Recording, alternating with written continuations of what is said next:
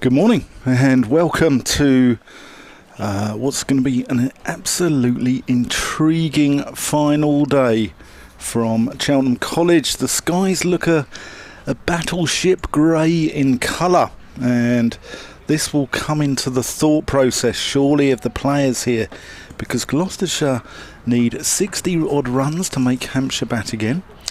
Hampshire needs 6 wickets to make them to win by an innings and whatever, and it's going to be a really interesting final day. My name's Dan Whiting. I'm joined by Ian Randall here, and Ian, looking forward to it.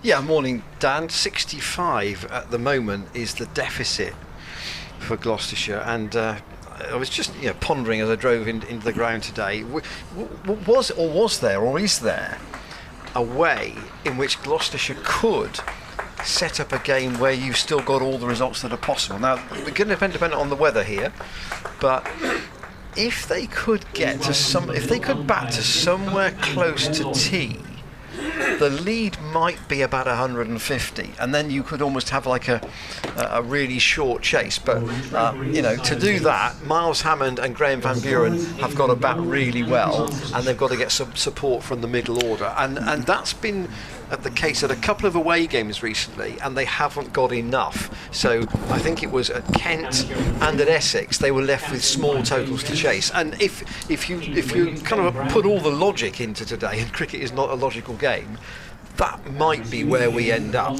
Yeah, I think given Gloucestershire's season, I think let's concentrate on getting through to lunch without too much collateral damage, because I think that Miles Hammond and Graham Van Buren really need to bat the way they did yesterday. I thought Miles Hammond's innings yesterday was absolutely superb. It was a spitting cobra, wasn't it, of a pitch at times.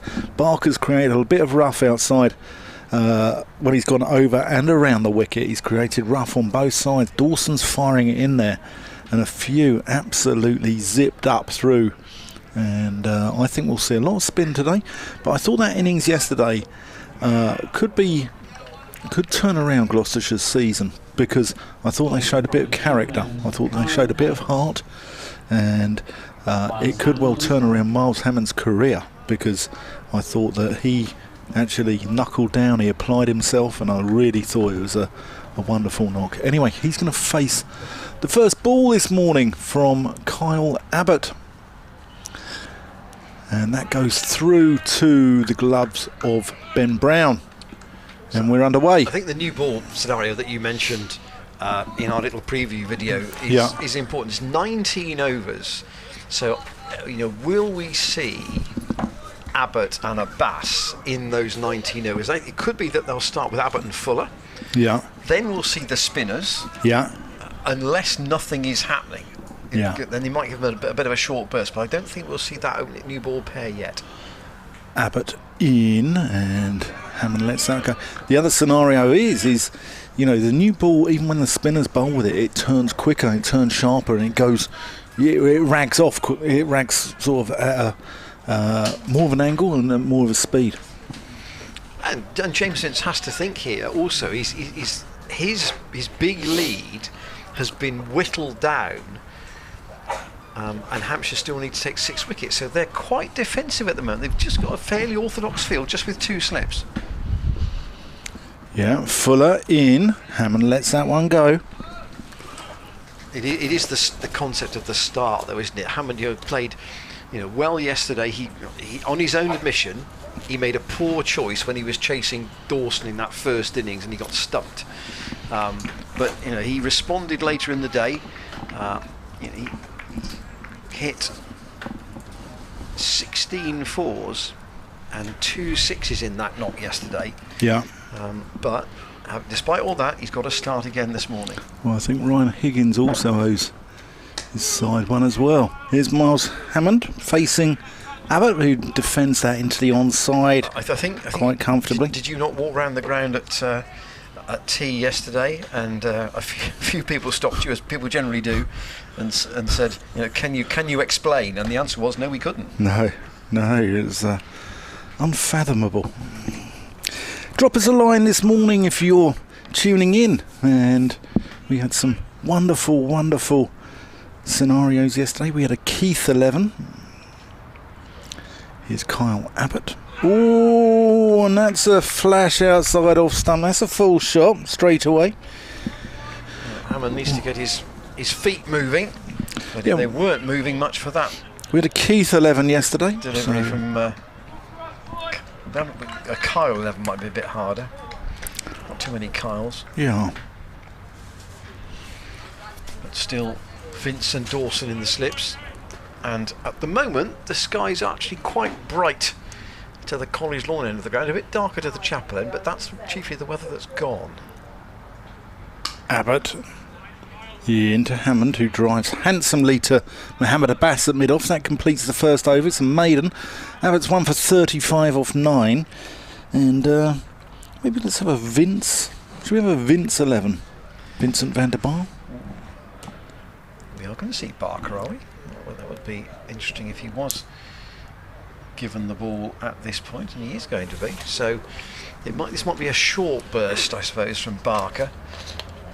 He bowled very well yesterday, 3 for 34 in this innings.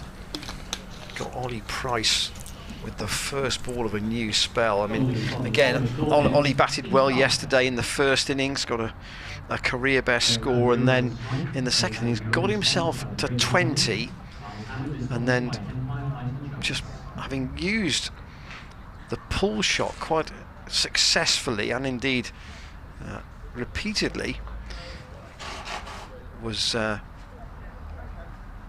really pulled a ball that he might have hoped to have done better with, straight to James Vince at mid-wicket. An immediate conversation about the shape of the ball even after only one over, and that was a maiden. And James Vince is continuing to chat to Ian Holland here about what they might do with so what's the problem? I want to know why there is a delay at the moment. Unless there's something unclear to us, there was something at the college lawn end that was interfering with Van Buren's sight line, but all the players are taking their positions now, so unless it was a conversation about the ball, which I find almost unfathomable after a maiden over. Anyway, Barker's back at the end of his run with his 4th pair of red socks of the week. He's going to come round the wicket to Van Buren, who defends, and they'll take a sharp single there.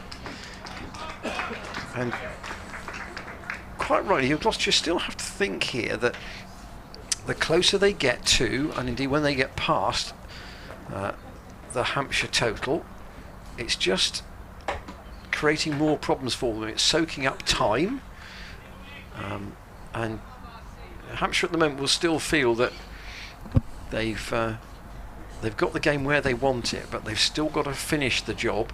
And as you quite rightly said, Dan, it looks as if Surrey are going to win their game at the Oval against Essex, so Hampshire have got to win to keep pace with them.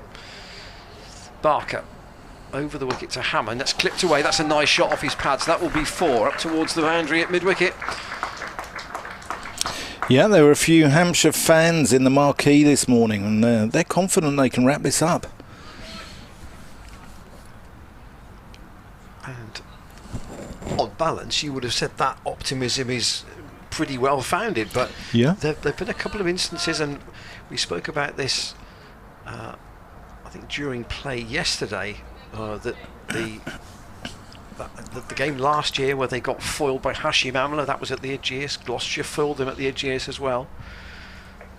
Barker over the wicket. Hammond clips another one off his pads. That's the same shot and the same outcome. So Barker just straying, and Gloucestershire's 200 is up.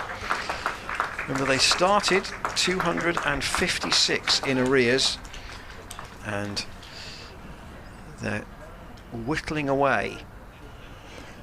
Yep, the new ball is crucial, isn't it? The new ball is going to be, it's going to be the fulcrum of this game, the crux of the matter. Vince has put Ian Holland back on the boundary now for Hammond.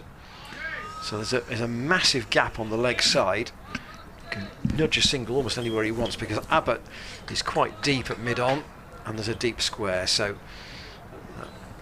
Parker's saying to him, "Okay, you can have a single in there, but I don't want to just see the boundaries ticking up, and therefore the Hampshire advantage slipping through their fingers. Deficit down to 56. Parker springs on his way again, and Hammond, bat and pad close together, comes forward, head on the offside. You were talking to a gentleman, we'll call him John. He's known by a nickname, but he's a Gloucestershire regular supporter, and I think his suggestion was a double century from Hammond and a century from Van Buren. Gloucestershire saved the game. I think he was even more positive than that, wasn't he? I think Taxi John, I think he was talking about a double century from Hammond, century from Van Buren, then bowl them out. Well, I say that would leave them with a 150 target at least, you would have thought. Hammond, a little bit late on that, but it still adjusted in time. And actually, end of the Barker's over, 200 for 4. Hammond was quite honest, I think, last night when he spoke to the club. I think that he was kind of relieved that, but yes, he was relieved he got the 100, second 100 on this ground.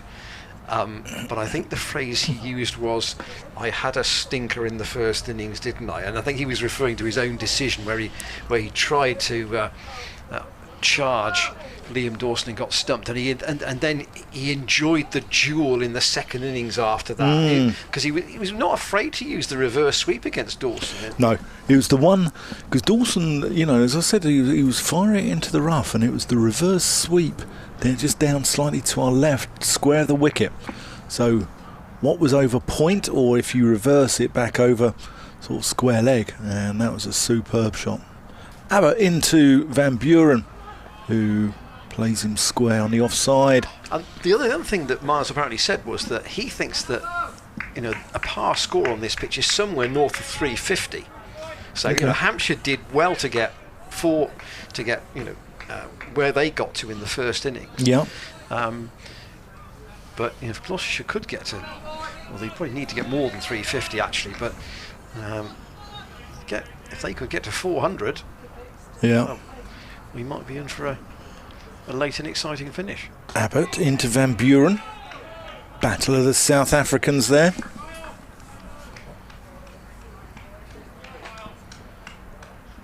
But we're talking a lot about outground cricket and good cricket wickets, and you've made the point that this has been a good pitch, and we do arrive at the last day without a clatter of wickets having gone down, but with still enough in the pitch just to interest the bowlers, and that's really what you want. Yeah.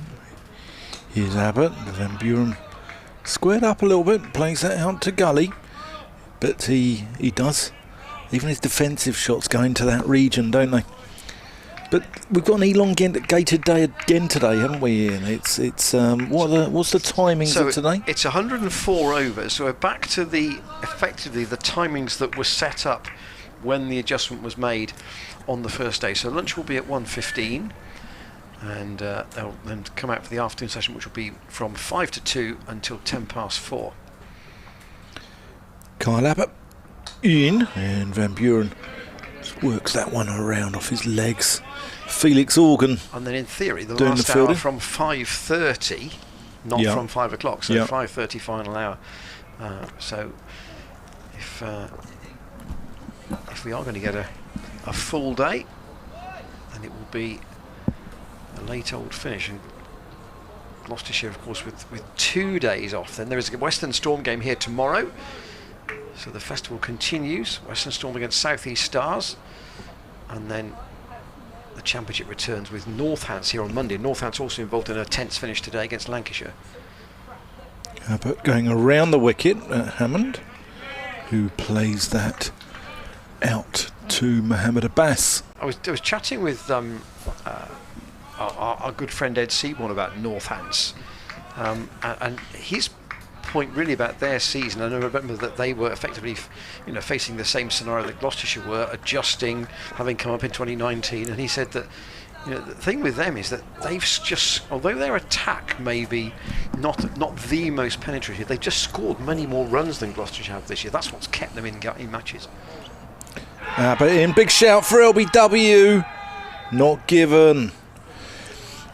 I think with Northants, firstly they've got Gareth Berg's been missing. He's been in action with Italy, but they've got an opening attack who are capable of going through a top order in Ben Sanderson in particular and Gareth Berg.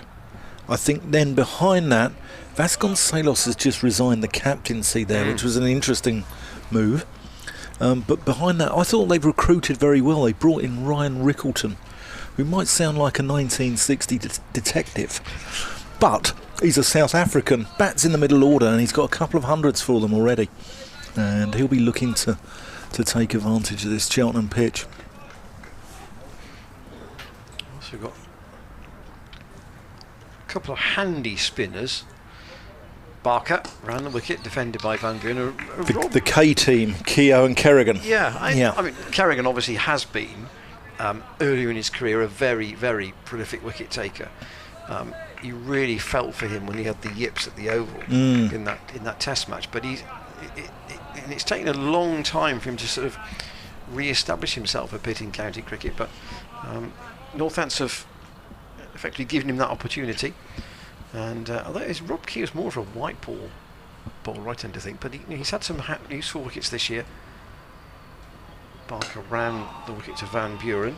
He's batted well as well, Rob Keogh. Yeah, and in fact, I think he in the drawn game up at Northampton at the start of the season, he got 90 odd in the second innings. That very nearly got them home. And of course, we had this situation where did he get 100 in the first innings as well? I need to check the card.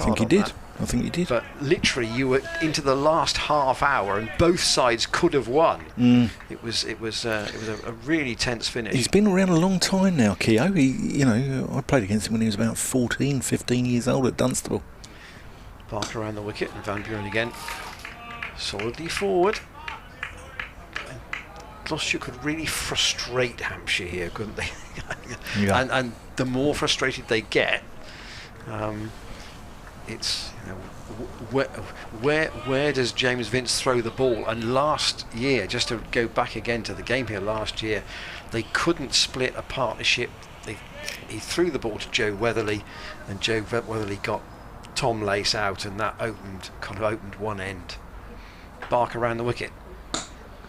Again, Van Buren defends, and this time, while they've got 4 good seamers and 2 spinners, would Ian Holland be that sort of just jack in the box kind of left field option? I'm not sure. I think that they'll rely on their spinners quite a bit today. I think Liam Dawson and Felix Organ will have a good long bowl, and I can see this pitch wearing a little bit, and I think they'll do the damage. Barker in, Van Buren edged and caught very sharply by James Vince at first slip. That was going to his left. Wasn't at a bad height for him, but Barker has a breakthrough. Here's a second look at this. Van Buren pushes at it, and Vince at sort of chest height snaffles the chance, and Graham Van Buren, having added only 2, makes his way back to the pavilion, cuts a frustrated figure. It's 201 for 5. Yeah, 90 partnership between those two, but Graham Van Buren had a lot more work to do there. It's a little bit of a flat-footed drive. There wasn't a lot of foot movement there, and Keith Barker just does enough, doesn't he? Just nips the ball around off the seam, and Graham Van Buren going quite hard at the ball there, and that was his downfall. And now we're going to see Ryan Higgins, who really needs a score under his belt. So Higgins coming out at number 7. The new batter, Ryan Higgins. He's got 100 this season, Ryan Higgins. That was in the first game at Northamptonshire. But his overall average is 31, which is, for an all-rounder is not too shabby. You want a batting average over 30 and a bowling average, well, under 25 would be really where Higgins would like it to be. His bowling average for this season, though, is much higher than that. 35, in fact. Found wickets harder to come by. So What can he do with the bat here? Needs to support Hammond. Varka stays with him round the wicket. Higgins shuffling outside his crease even to the first ball. I mean, his natural instinct would be to counter-attack. Whether the counter-attack is the right policy here remains to be seen. Barker now 15 overs, 5 maidens, 4 for 43. That was a wicket maiden, and he has had and is having a tremendous season and a good match here too. Runs with the bat in the first innings, and he now has 42 wickets in the championship. Our email, of course, remains open today, final day of this match. Commentators at glossccc.co.uk. There it is, top right hand corner of your screen. And we had a Keith 11 yesterday. That was really quite fun, and there were a few people who mentioned a couple of names to us actually after we went off air. One of whom was Keith Pont. So that would be a strong Essex representation in that team, with Keith Boyce and Keith Fletcher as well. James Bolton, Chapel End, James Fuller. We're going to see James Fuller. No, that's still Abbott. It is still Abbott. It is still Abbott. Yeah. So Fuller's run would be shorter than that, I think.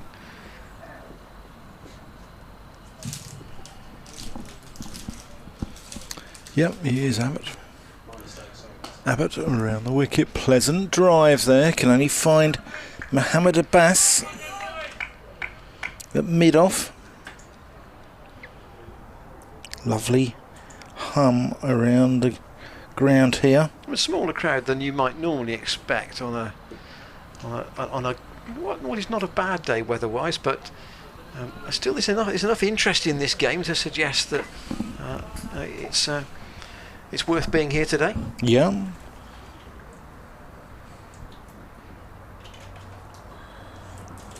Abbott to Hammond, and that's good diving stop in the covers there by Gubbo. Nicholas. I think it's Nicholas Richard Trail Gubbins. Really? Trail's an unusual name, isn't it? Traille,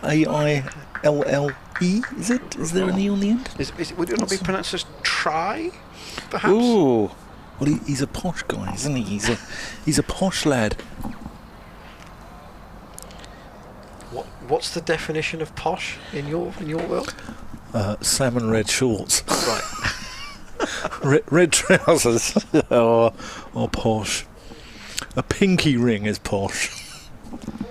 Ian Horn's been dropped out to the point boundary again for Hammond here, so James Vince just having a chat at distance with Abbott. Here he is in, and Hammond defence. Trail is just as in a track, a nature trail. It's just no Trail.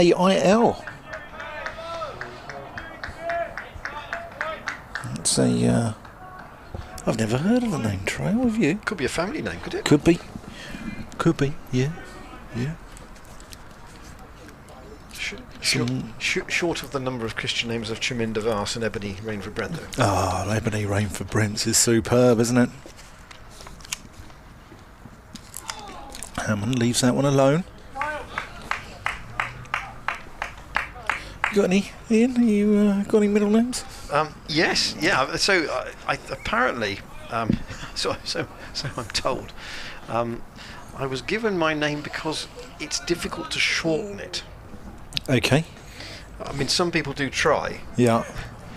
I mean, you are Daniel, are you? My full name is quite posh for an oik from North London, actually. It's Daniel Charles John Whiting. You see, it's nice to have 3 Christian names on a cricket scorecard, I always think.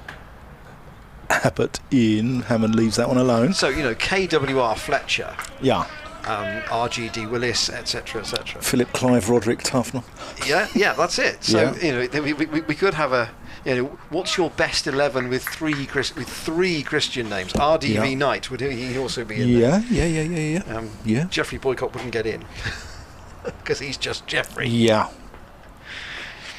I think his parents were probably too tight to give him a middle name.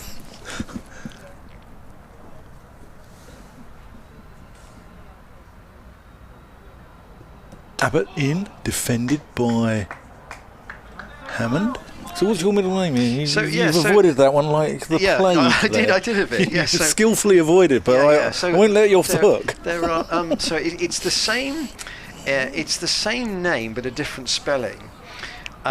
What, Ian? No. As a Scottish, is your name Ian Randall? Or is it like the Scottish name? No, so it is actually a Scottish name. Okay. Although I have no Scottish roots. Angus.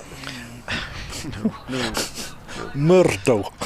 No, actually, that's interesting. You should mention that because I heard just 10 seconds of an archive radio clip the other day of a very well-known weather forecaster whose normal greeting was only one word. Here is, but it was said in a certain very distinctive fashion. Go on, do it. Hello. Do it. Hello. But he used to wear suits that were always just appeared too big for him, didn't they? Do you remember? We're talking Mr. McCaskill here. Mr. McCaskill, Yeah. yes. Yeah. The suits with the trousers that looked a bit long and the jacket that looked a bit big. He was a funny little man. But he knew his stuff. Yeah.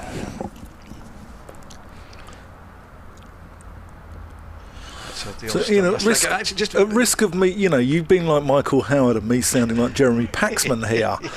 Will you please answer the question? yeah.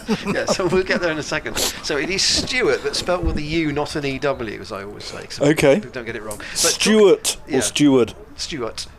Yeah. But in terms, see, I'm the person who grew up with Bert Ford and Jack Scott doing the TV weather forecast, and Ian McCaskill came on, Barbara Edwards, Ian McCaskill came on later on. Here's Barker punched away by Higgins into the offside. Bill Giles? Or Bill was Giles, he later? yeah. Was Michael Fish a bit later than that, was he? I think Fish was a bit later than that, but yes, Bert Ford and Jack Scott were the first two that I remember. That's probably dating me. And there's Barbara Edwards and Bobby Charlton's daughter, Suzanne. Yeah. Barker ran the wicket. Higgins is on the crease there, and a big appeal not upheld by Graham Lloyd. Keith Barker chasing a fifer here. He wasn't very far forward there. Ryan Higgins. Now this is not the best angle to look at it from because the camera's not right behind the bowler's arm, but it certainly wasn't on height, was it? Yeah, bowling left arm around the wicket. You've got to be pitching it middle though and straightening it. It's very, very hard to get an LBW from left arm around the wicket unless you hit somebody on the full.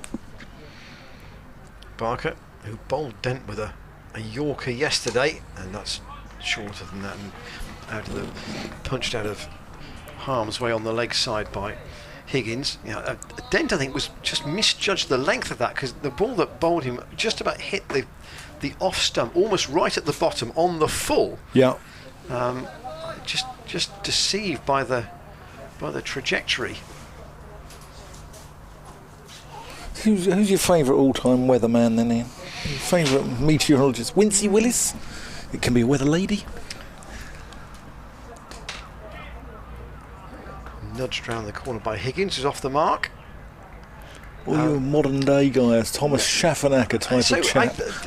Perhaps this shows at 202 for 5. We're not going to get too sidetracked here. We do actually want to describe the cricket to you. When I was small at home, the radio was always on, and it kind of.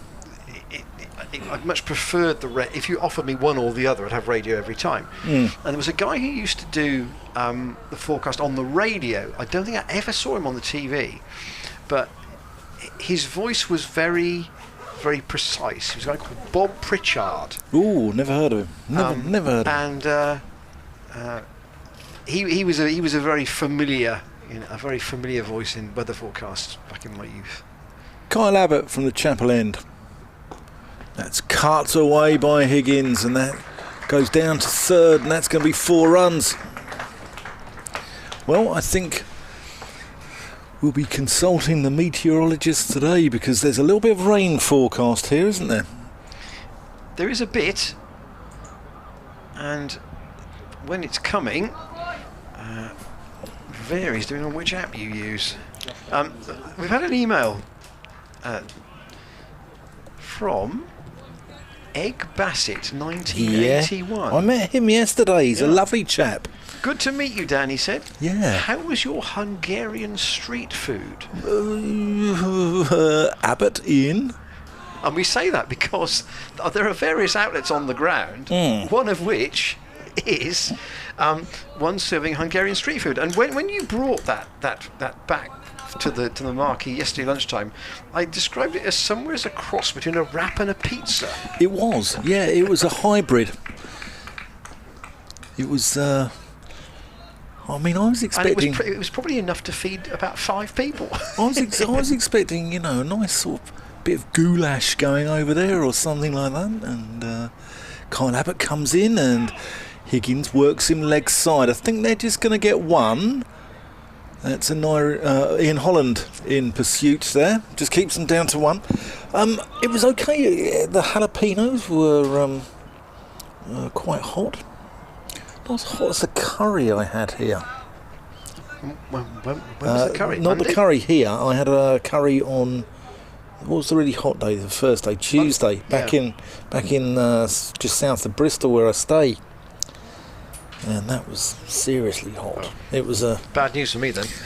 Yeah. Tell you what you can send us today, I'll come on to it after this ball, from Abbott at Miles Hammond Just Defends.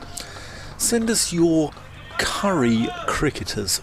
Yeah, and I'll start us off with a couple of guys from Hampshire in John Rice and Papa Dominic Cork. And I'll throw in Angus Jal Fraser into there as well. So send us through your curry cricketers today. Can you have Scott Curry? Will he count? He could count, yeah. That's a lovely shot from Hammond, straight down the ground, shows Abbott the maker's name. And that goes down towards the chapel boundary. And lovely shot. Hammond moves on to 121.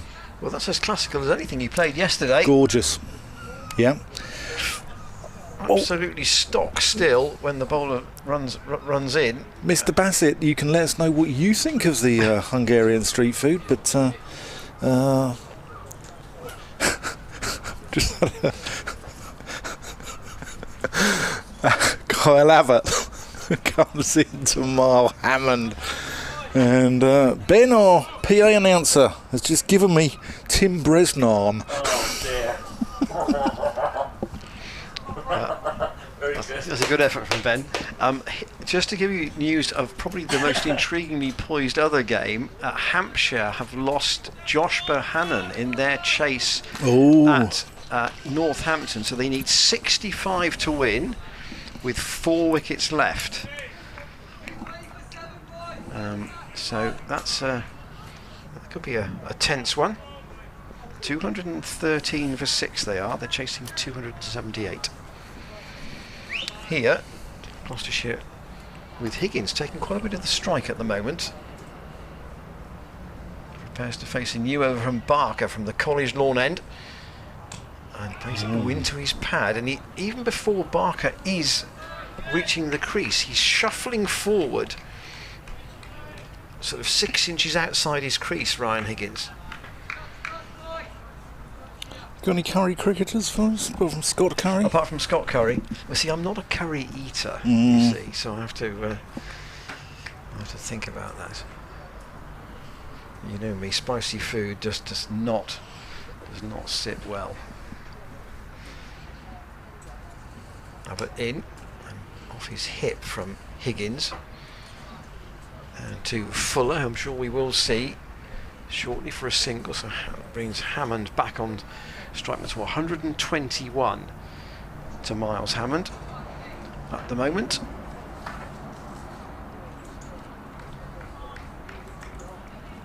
Dominic Cork there. Not Papa Dominic Cork, but the real Dominic Cork. He skippered Hampshire to T20 success, actually, back in 2010. Beat Somerset.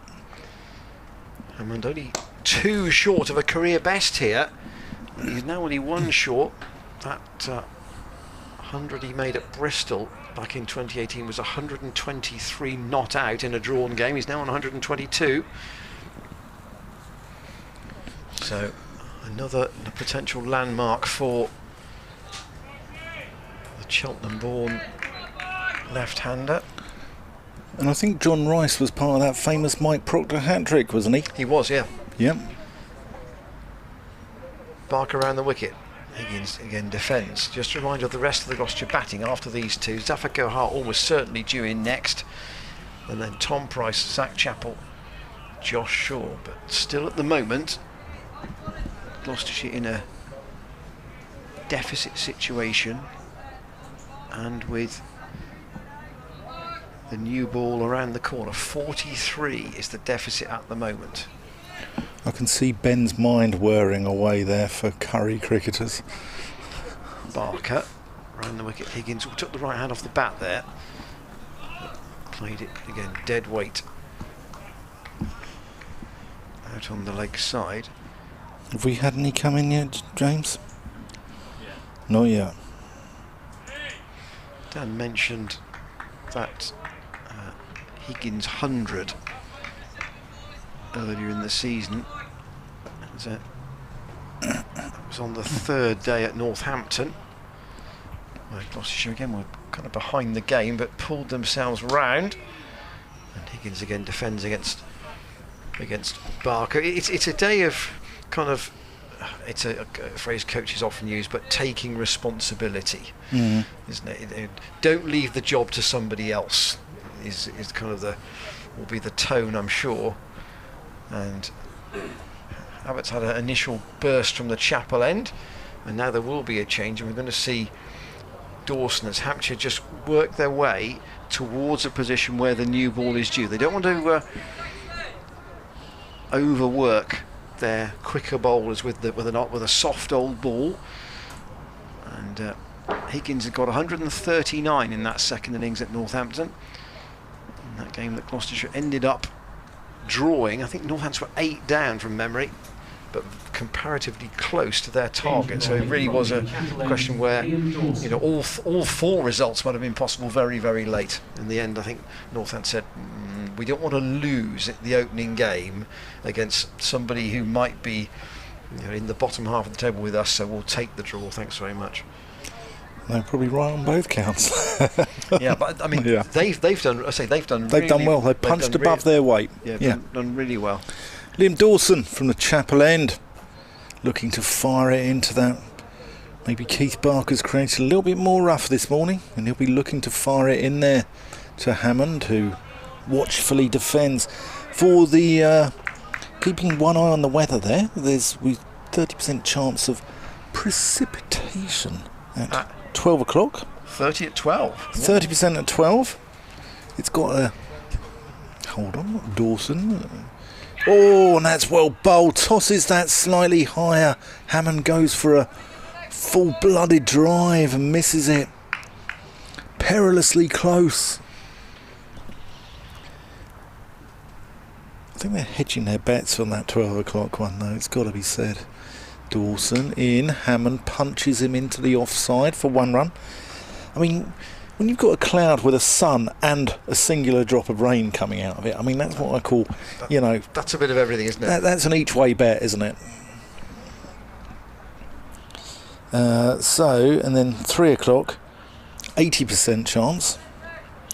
2 drops of rain coming out of the cloud. And then at 4 and 5 o'clock, 2 drops of rain with a thunderstorm. Yeah, so that's the... And I'm really looking forward to being wired into this machine with a thunderstorm in the marquee. Higgins tucks Dawson around the corner for 1. Yeah, I can't wait for that. Getting a electric shock down my ear hole. Should be a good laugh. Yeah, there's a little bit of blue sky to our right of that, but not a lot. But I say most of the cloud is fairly high, so Hampshire's got to get on with it. Dawson over the wicket to the left-handed Hammond, who plays that one back with a square to Felix Organ. They've got 10 overs after this ball from Dawson until the second new ball's due, so they've got to try and rattle through those.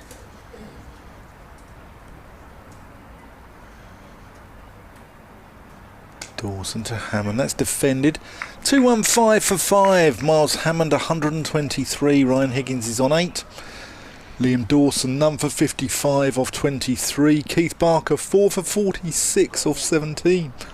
And I wonder what time we're going to see Felix Organ, because I think he'll come into the game pretty quickly as well. Yeah. And I think Barker's got 1 wicket at the moment, so Hampshire might think about just giving him 1 more over. Hampshire obviously chasing a win here. Gloucestershire trying to fend them off. And intriguing prospect, isn't it? There is rain at Taunton. The start has been delayed there. They've had it bad this week, haven't they? They've had a little bit of... That's 80 miles from here, of course. Barker in, and Higgins will just nurdle a single down to deep square to give Hammond the strike once more. So here he is now level with his career best score, 123 not out. Somerset really need to win that game, because they are in, relegation peril, aren't they? They're a few points ahead of Gloucestershire. They're a long way ahead of Yorkshire. They've got plenty of runs in the bank, so it may be a question that when play does start there, they've almost got to declare to give themselves any kind of a chance of bowling Yorkshire out. Barker here is going to go over the wicket to Hammond. He also uses his feet a little bit. Not a lot, just a little half a shuffle forward. I think Somerset are away at Essex next week, which is, with Simon Harmer in their attack, it's not an easy place to go. Surrey needs 62 to beat Essex, and Lancashire needs 64 to beat North Hants. Gloucestershire's deficit, though, slowly coming down, and now Ben Brown's going to stand up behind the stumps to Barker to try and stop this movement outside the crease of both these Gloucestershire batsmen. Barker over the wicket, and it's pulled away by Hammond on the bounce, and he'll now go to his highest ever score in first class cricket. Oh, we've had one on Twitter from a chap called Hector Capoletti, who's writes a very, very good blog actually, and he's a decent writer, and he's come up with a Derbyshire player, Anuj Fal. Very good, Hector. So that is Anuj Dal. It is in normal life. It could be just Anuj Dal, because there's a Dal, isn't there? Barker again around the wicket to Higgins. Same little clip off his legs. Round to Fuller at deep square. They're content largely just to nudge the singles at the moment.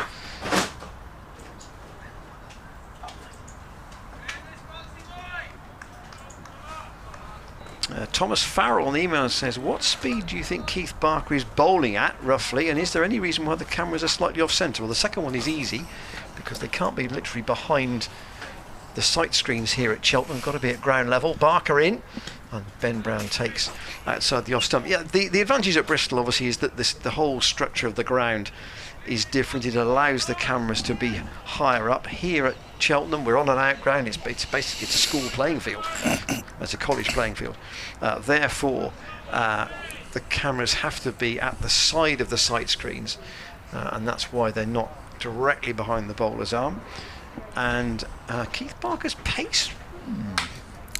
So he's about late 70s. Lost his run there, halfway up. So he's late 70s. And Barker with a good bit of trickery to complete the over.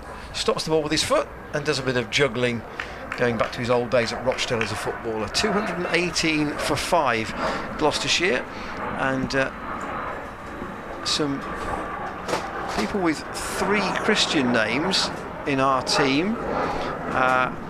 Paul Hibbard suggests MCJ Nicholas. Yeah. IVA Richards ought to get in, oughtn't he? Yeah, I'd say I'd put him in my side. Yeah, and NGB Cook, obviously Nick Cook operating in this match. And for our courage cricketers, Thomas Farrell says Rory Boonas. Rory Booner. Booner, sorry. and Alan Lamb Samosa. This is the best one though, from a chap called Adam Thomas. Rogan Josh Bohannon. Rakim Korma and Madan Dal.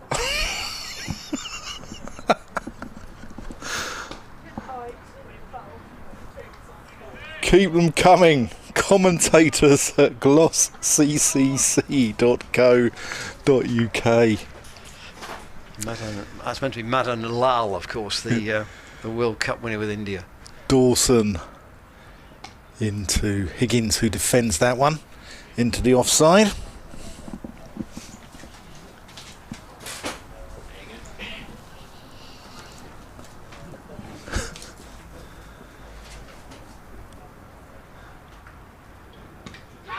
More half an appeal there. Hits Higgins' pad.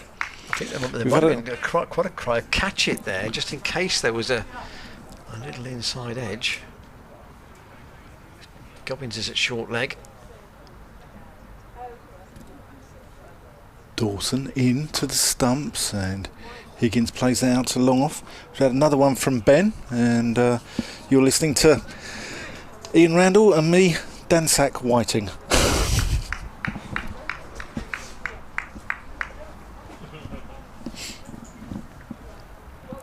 Dawson's going to go over the wicket to Miles Hammond.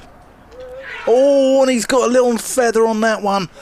And I think Ben Brown spilt it. Let's have a look at this again. I think he's got a little nick on that. Let's have a look. Oh, no, it's gone through the gate. I'm not sure whether he's got a feather. Do you think it was an edge? Yeah, James Healy thinks it was an edge. I thought it was an edge. Brown's body language doesn't suggest a huge disappointment. Good at hiding it. Good at hiding it. Yeah. So Barker, having lost his run in the last ball of the last over, is going to have a breather. He may be back soon with the second new ball. Gloucestershire, having lost Graham Van Buren this morning, to Barker, caught by James Vince at first slip, and they trail currently by 37. 8 overs to go until the second new ball, and Abbott changing ends here, coming in from the College lawn end, bowls to Higgins, who plays that reasonably confidently up to mid-on. Barker does the fielding and goes across to Albert for a chat. John Davis on Twitter. Vindaloo Vincent. Very good, John. Very good. Higgins has 11. That's where he got to in the first innings, and then played an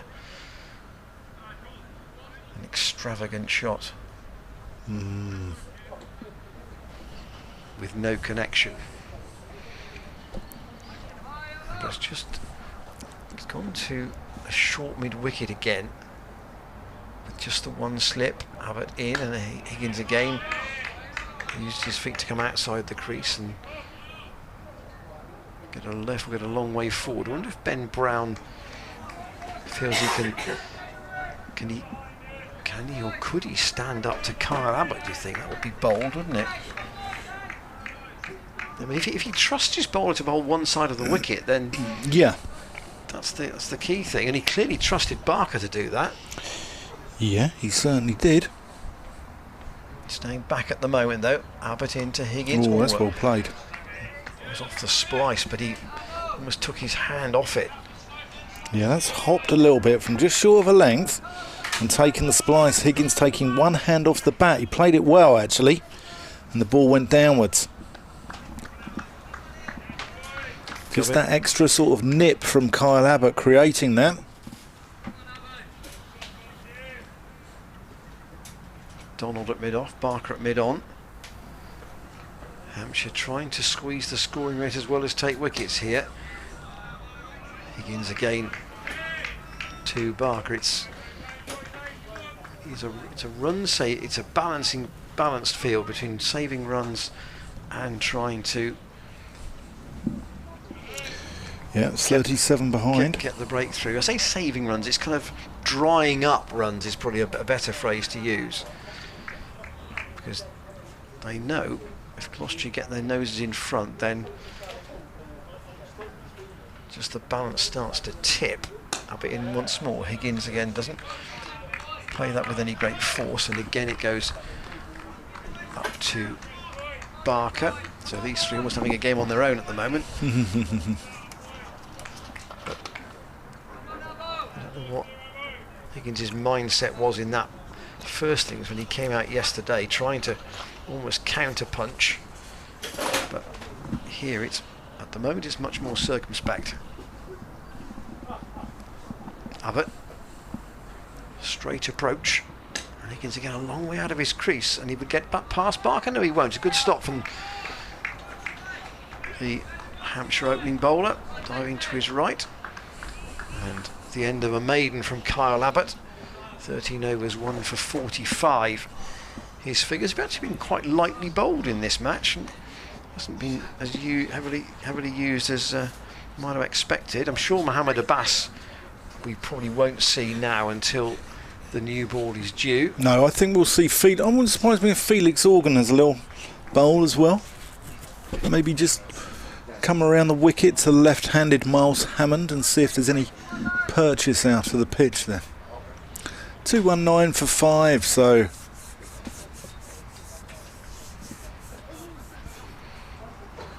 that's 37 behind now. Dawson into the crease, and Hammond uses feet. I did wonder whether Gloucestershire might get to the new ball at just about parity, but that's probably not going to happen, I don't think. They'll still be a little bit in arrears. Dawson over the wicket. Hammond casually punches him to Ian Holland out on the deep cover boundary, who underarms it 50-60 yards straight into the hands, like Hallam Mosley back in the day. He could underarm it miles, couldn't he? Dawson going around the wicket to the right-handed Higgins. So Hallam used to play in glasses, didn't he? He did, yeah. And he used to have the glasses were held on by a piece of elastic round the back of his head from memory. They were. Dawson around the wicket. That's a lovely shot. That's gone out to mid-off, and they scamper through for a single. 221 for 5 now. I mean, we both wear glasses, but we don't have elastic on the back of them. No. We're not jumping around in the field like that. You don't get many cricketers in glasses these days, do you? You used to get, like, in the 70s. You used to get a number of them. David Steele. David Steele. Jim Fote. Yes. Zahir Abbas. Yes. Eddie Barlow. Yes. Geoffrey Boycott for a while in his latter years. Yeah, a little bit. Dawson. Oh, that's well bowled. That's gone through to slip. Has he got a little nick on that? Let's have a look here. I think he has. I think he has as well, and James Vince has put him down. Let's have a look here. Yes. Oh, is that, how crucial will that be in the context of the 2022 LV County Championship? Ooh, a seminal moment on such small margins. County Championships are won and lost. Unusual for Vince. He's got a very good pair of hands normally. Pretty reliable. He took an absolute corker to dismiss Graham Van Buren this morning, didn't he? That was travelling. It was travelling pretty quickly off the edge, off Keith Barker. It went through at sort of chest, lower shoulder sort of height, and took it really well and quickly. The thing with a spinner's catch that you've got so little time to react. Abbott, quite bright skies at the moment. into Higgins. That's played pleasantly up to mid-off where Felix Organ does the fielding. Higgins is... It looks as if he's almost reduced the areas he's playing in. Anything on his pads he will try and deflect for a single.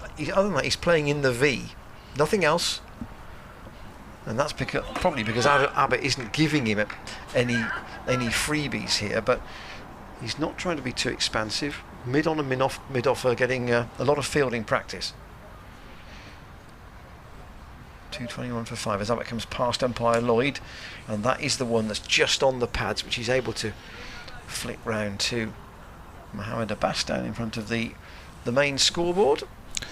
Matt D Sport, Samosa Billings.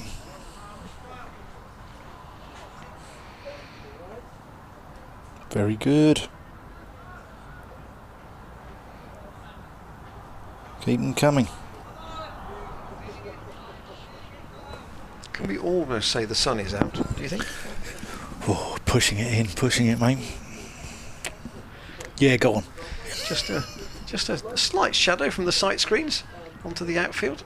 Abbott over the wicket to Hammond, who will play the ball comfortably into that big gap on the leg side for one, and just again rotate the strike. And Gloucestershire ticking down this Hampshire lead that started at 256, and I think there seemed to be no way yesterday you couldn't create any kind of an argument, could you, for James Vince batting again?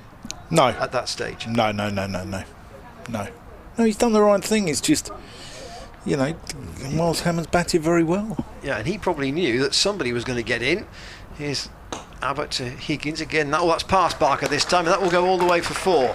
It's beaten the man at mid-off, and it runs up in front of the Premier Club marquee for 4 runs. So Higgins, who came in at the dismissal of Graham Van Buren when he was caught by James Vince at slip, strikes his second boundary. Keith Barker looks like he's hobbling a little bit. Don't know if he's just sore from bowling, but it's moving quite gingerly. Yeah, James Fuller was doing some limbering up too. Might just see a couple of overs from him before the new ball. Cry of catch it. That was briefly, very briefly in the air from Higgins past the man at short mid-wicket, but Ian Holland couldn't do anything with that, and it's gone up to mid-on, end of the over. Barker, I think he does walk a little bit in a kind of, I'd say, unbalanced. It's a bit of a swaggery sort of walk from Barker. You're not quite sure whether he's carrying some sort of a muscular knock. And Dawson is to continue, and I'll go back into these Courage cricketers in a minute. Hammond moving his feet, dot ball. Who have we got then in? KP says Monty Panirsar. Quite cheesy. Yes, very good, very good. Dawson just about to come in past Nick Cook. That's a reverse sweep, and that's going to be out. Oh, he's dropped him. Felix Organ has dropped Miles Hammond the spin. He went reverse sweeping. The ball's come round the corner. Hammond has now been dropped twice in 3 balls here. And that was a much simpler chance than the one from James Vince.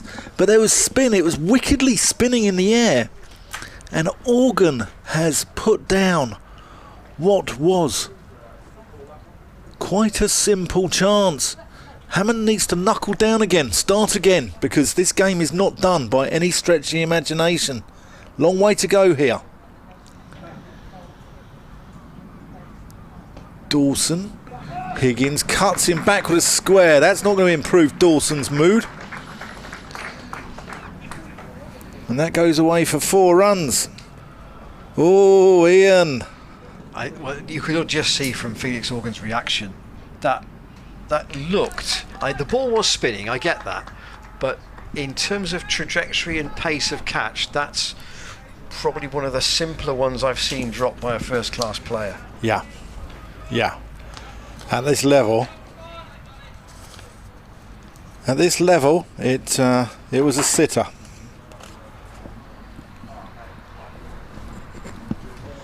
What about Dawson Smoke? He'd have steam coming out of his ears. Yeah. Yeah, it was a real sitter. So we've got another Yorkshireman joining us today after having Jazzer on yesterday. Jared Warner. We've got his partner in crime about to join us as Dawson comes in around the wicket. And that's worked away on the onside for 1 run, and that could be a crucial moment in the county championship this season.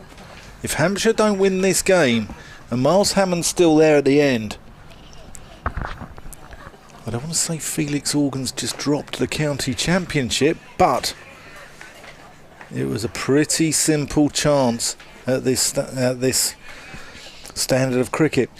Josh, welcome aboard. Welcome. How are you? I'm good, thanks. How are you? Yeah, wonderful, wonderful. Can I just, we're going to talk cricket in a minute, but this thread of curried cricketers and cricketers with 3 Christian names. Graham Onions Bargee, We like that says one. Tim in Portsmouth. Yeah. And cricketers who played in glasses, Jeff Cope, former Yorkshire spinner, and MJK Smith, says Paul Hibbard, both of which, of course, are correct. Josh, you remember watching Jeff Cope, would you? Are you old enough? Not quite. I'm sure my father and grandfather would, who I imagine will be listening. Was he not president at Yorkshire at one point as well?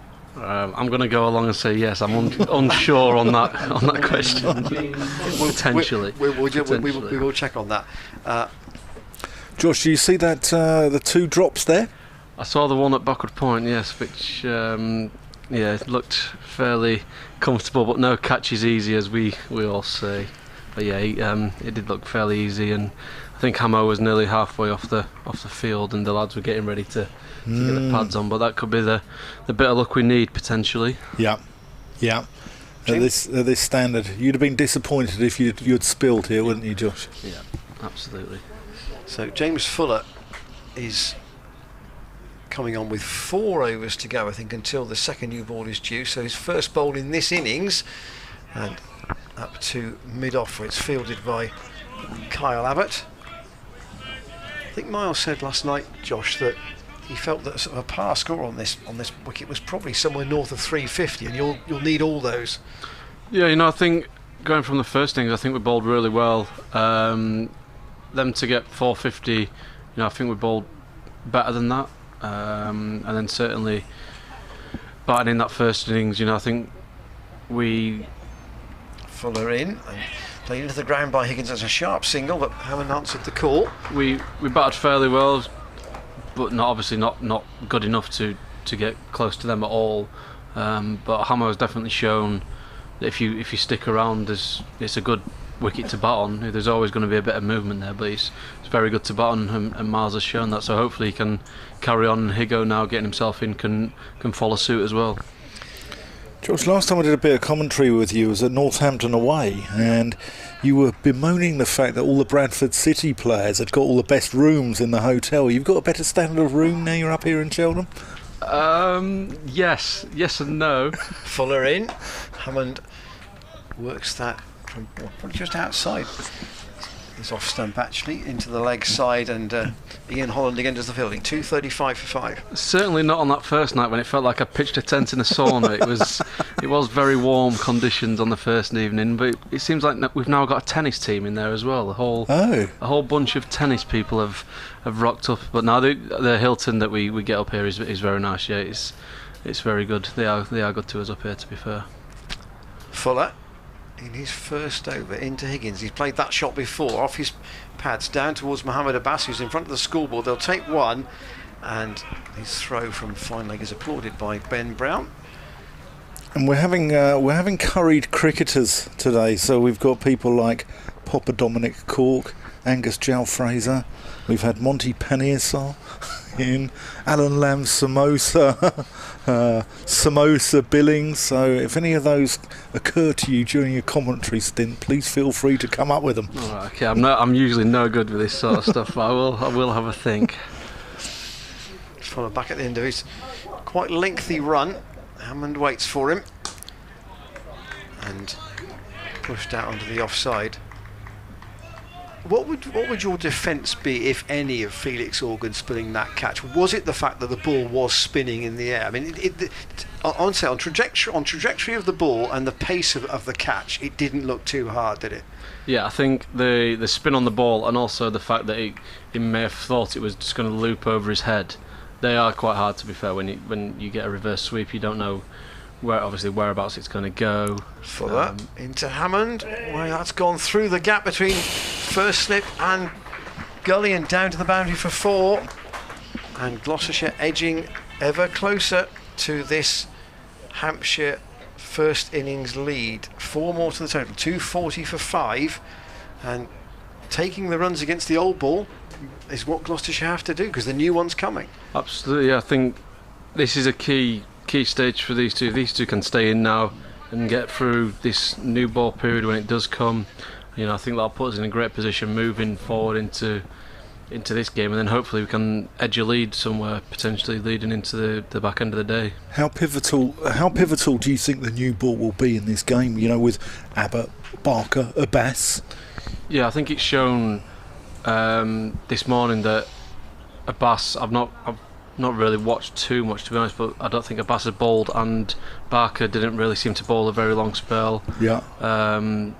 So I think those two obviously will probably take the new ball, and then it'll just depend how they're bowling. They might quite quickly turn to Dawson with the new ball, a bit harder, a bit more bounce potentially. Might goes turn quicker, a bit more. doesn't it? Yeah. Rags quicker. Yeah, absolutely. So I think if these two can get through, I think it is a big part of today's this new ball when it does arrive.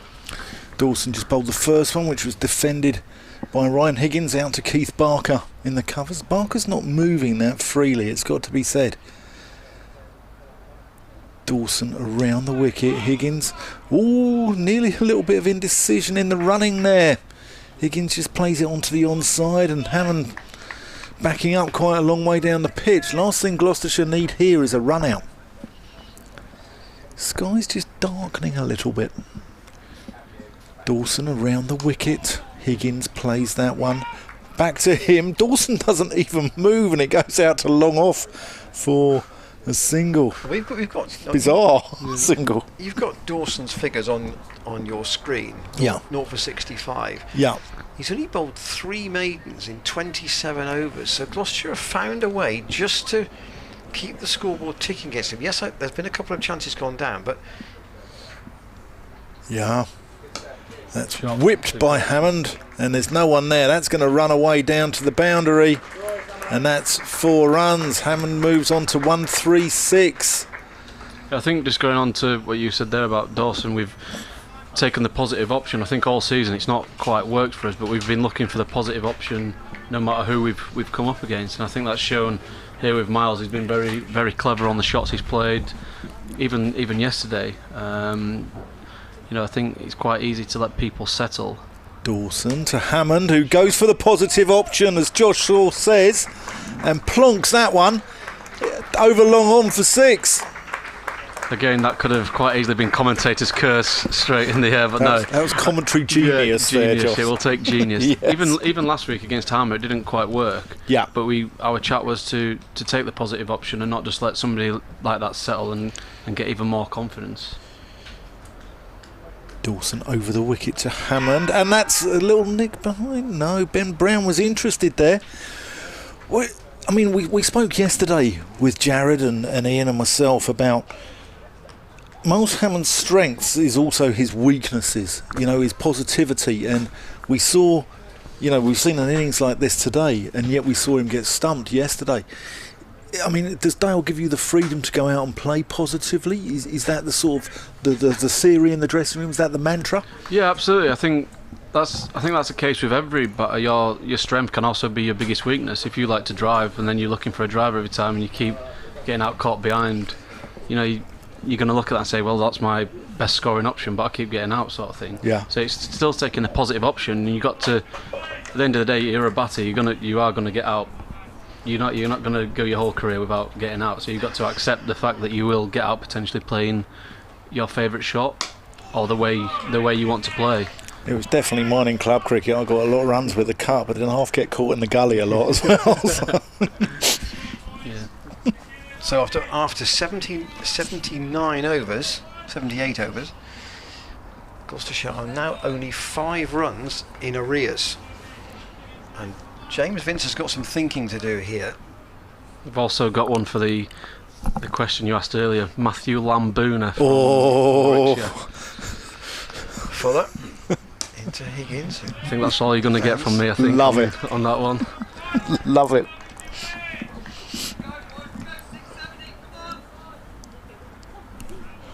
Yeah. Just ask you something, Josh, seeing as you're bowling out there, and we can kind of see it, and Jared intimated it when you're doing the net bowling on back here over the weekend. Is the slope across the square discernible for a quicker bowler? Here is Fuller into Higgins, who plays it up to Barker at mid-on. I think the further down the square you get, so I think there's about 5 wickets on this square, and on this wicket for this week we're quite central, but I believe next week we're 1 down, which then it gets a little bit worse, and obviously then you start falling away with the slope and things like that, and it's quite easy to push it down the slope. So yeah, I think you just got to tell yourself to stay strong and stand up really, and try not fall down the slope a little bit. Fuller in again to Higgins, pleasantly again, another single out to Mohamed Abbas, who's on the boundary at deep point. But there will be quite a cheer around this ground when Gloucestershire get their noses in front, and they're almost there. There's still a lot of time left in this game. There's 86 overs, depending on the weather, if it stays away. If we keep edging our way forward and get a good lead, it could make for an interesting last session of the day. Do you keep your eye on that in the dressing room, or do you just play your natural game? Fuller in, that's a great pulled. shot. That's a good shot from Hammond. 2 bounces for. There's the thud into the advertising boards to our left-hand side. Josh is going to just go and get the ball, helpfully. And Gloucestershire now are level. So Hampshire will need to bat again. They still have 5 wickets in hand as well. Hammond to 146. I think regarding the weather situation, I think you've just got to play how you would normally play, because it's quite easy to get distracted with things like that, because you might look and you know what. Fuller to Hammond again. They get it wrong. They get it wrong. We're in England in the end of the day. It's quite often wrong is the weather. So yeah, I think in those situations you've just got to play how you normally would, unless it starts actually spitting, say now, and you think, oh, actually we will go off here. So you don't want to lose a wicket. Yeah. So then that's when you might kind of just rein it in a little bit.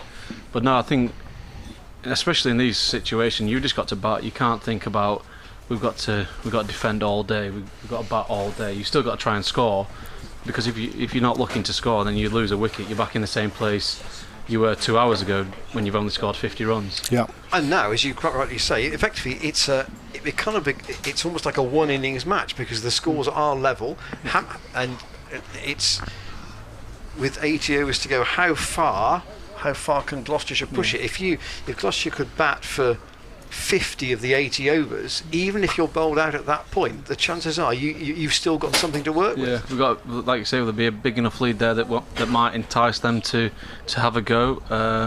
There's, especially the wicket that we're on at the minute, it's offering quite a bit of spin, so Zafar would be in the game to their batters. I think it wouldn't be easy to chase a tricky 150 on that wicket, which I could quite easily be wrong, of course, I'd like to mention.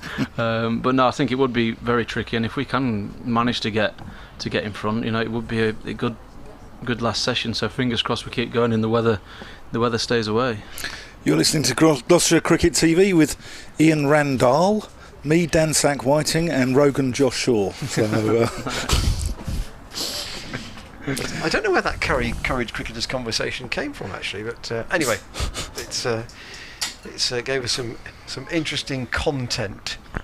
certainly has. In the first hour. Just a news of elsewhere, the 2 matches which are also are closing in on a conclusion.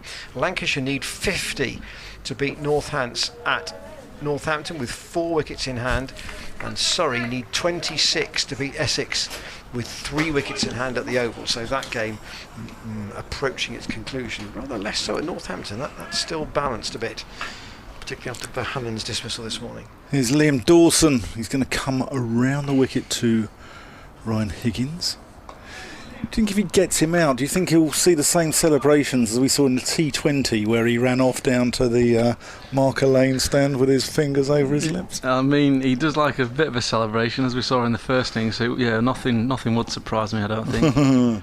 Here he is around the wicket to Higgins, who punches him off the back foot out to deep cover for a single. Have you do you ever get it where the crowd really get on your back? Have you ever had it in certain venues, like where they've really been on it? Yeah. There's been a time at Sussex, I think, just because it's so small and it's a bit like here, to be honest. They are right on top of you.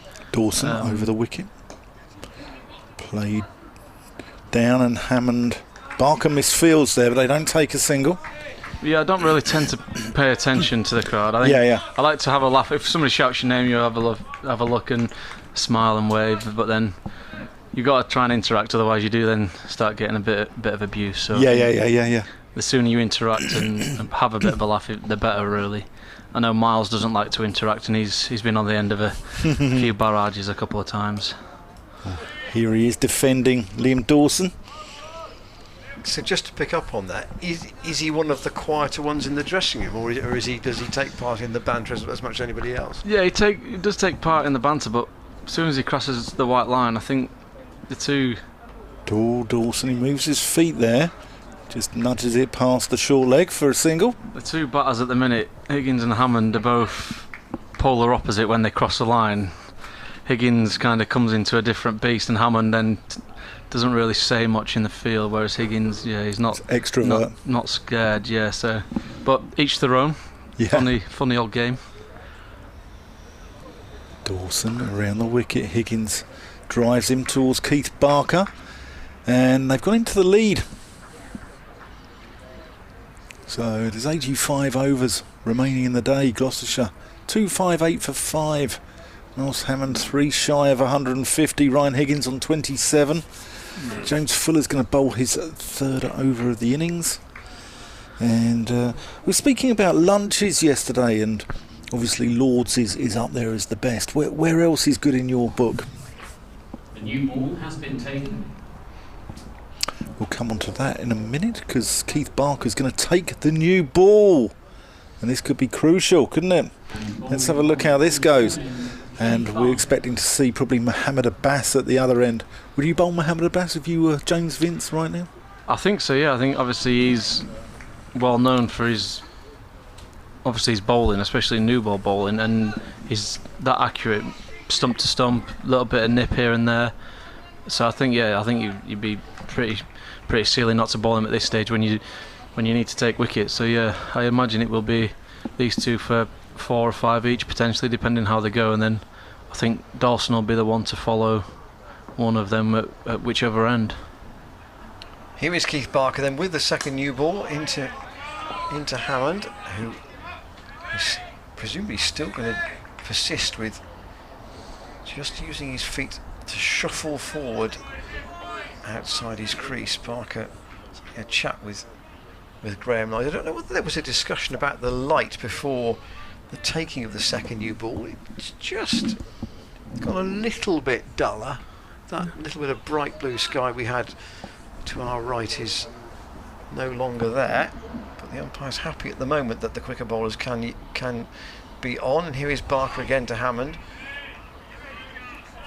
It seemed a little bit darker this morning when we went out. Do you mean at 11 o'clock? Yeah, around 11:30 it seemed to be a little bit darker, so I'm surprised there wasn't a chat really about that. But I think maybe spin might have been on then. I didn't really check, but I think it's one of those things, isn't it? The light meters are that sensitive; it changes in a matter of seconds. They can put it on quite easily. 2 slips in the gully for Barker with the second new ball into Hammond again. Lets that go. That didn't quite carry to Ben Brown. So going back to the lunches, where's the good ones on the circuit in your opinion? Hampshire was very good. Was it? Hampshire was good. Yeah, they that was good when I was up there for the 4-day, and then the 2020 that was a good feed up there. I think they're all quite good nowadays. I think they're all pretty good. As a commentator, the food often reflects where you are in the country. I'll come on to it after this ball.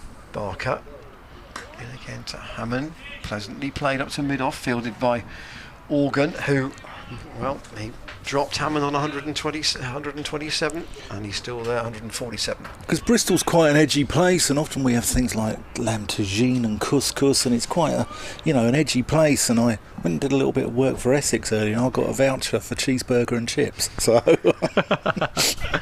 no couscous in Essex, at least for sure. Yeah. Down goes Vincent Dawson in the slips. Barker to Hammond. Square driven that, and he's got through to his 150 with a shot that's just gone behind square on the offside, down towards the back of point boundary, and Hammond goes to 151, 23 fours and 3 sixes. He's never got to that score before. 123 not out his previous career best, and he's absolutely smashing that with this innings. Fantastic innings, because he had to grind it out on a wearing pitch yesterday. Dawson fired it into the rough, and I thought he batted really, really well. Do you think that dismissal in the first innings sort of refocused him for this second one, Josh? Because I think as he walked off, you knew that he felt that was a big error. Yeah, I mean, you could say that, but then again, he's also used his feet very well again this innings and hit a few sixes coming down the wicket. So I think maybe just the execution of the shot and the picking of the ball potentially that he did come down to. But yeah, I think that point in the innings when we were going real well yesterday, I think we'd batted for around an hour and 15 minutes without losing a wicket at the start of the day. Obviously, it wasn't ideal then to lose a wicket, but I think maybe he has had a think about it and maybe thought about not using his feet as much, or maybe using his feet more. But yeah, he's definitely executed it a bit better in this second innings. So Mohamed Abbas is going to come on with the new ball from the Chapel End. Yeah, we're going to see Mohamed Abbas, 11 overs, 1 maiden, none for 42 so far. Also, he just sort of limbers up and sets his field. We had Jared on yesterday. Jared was a teammate of yours at Wakefield Thorns. Yep. Was there a teammate of yours at Yorkshire? You came right through the academy with him. You can't get rid of him, can you? Well, when I thought I made the move down here, that I'd left everyone behind, and family and friends and all, and next thing I know, he turned up and he was my flatmate for a winter. Yeah, no, yeah, he's we've known each other a very long time. I'm trying to think now. When I was probably around 7, I reckon, when I. Bass in, and that's defended by Higgins. Right, yeah, I reckon I was about 7 when we first met at Wakefield Thorns probably on a Friday evening, getting coached the under-9s by Joe Cook, his name was, and then we moved up through the age groups together to Ronnie Hudson, who was our good coach for many years, and yeah, we then got into the Yorkshire age groups and academy together. But I'm a year older than Jared, so I didn't actually play any age group cricket, I don't believe, with him. It was more in the academy. We ended up playing together with Yorkshire, but yeah, we played all our club cricket together. Abbas to Higgins, who defends it. And Wakefield Thorns, are they in the Bradford League, is that right? They were at the time they were in the Central Yorkshire League, and now they've gone into the South Yorkshire League, so they've split all the regions up. There's some strong cricket. I mean, sides like Pudsey, St Lawrence are a decent outfit, aren't they? It's Ray Lingworth's old club, I believe, wasn't it? Yeah, there's some good teams. Newfoundland, I think, at the minute are the top of that league. Townville, who are a decent team with some good young players in there. So, I think it is pretty strong. I think there's still the Bradford League. Abbas in, and that's defended. And I know in the sort of the Yorkshire Premier, the Yorkshire Academy have got a side in that. Yeah, so the Yorkshire League's now gone. Has it? So the Yorkshire. It's broke up into four regions. I don't think the academy now have a team in that. I don't believe. But yeah, me and Jared won the league and cup double that year in my final year on the academy. And I remember one game where we didn't perform very well. Abbas in, and Higgins plays it out to Keith Barker mid off. we didn't perform very well, and I remember the coach saying this will be the reason why you never win the league or the cup, and we managed to do the double, and we were soon to stuff that in his face when we lifted both trophies. But yeah, that was it. We had a very good team that year, and I think that was good for all our development, just playing good standard of Saturday cricket, and especially being in the academy. It was almost like a first team game or a second team game. You were doing proper warm-ups, and you were kind of getting judged on your performance and playing on good wickets every weekend. Yeah, here's a bat. That's defended. And also, I mean, we're at our ground now. We discussed Scarborough yesterday.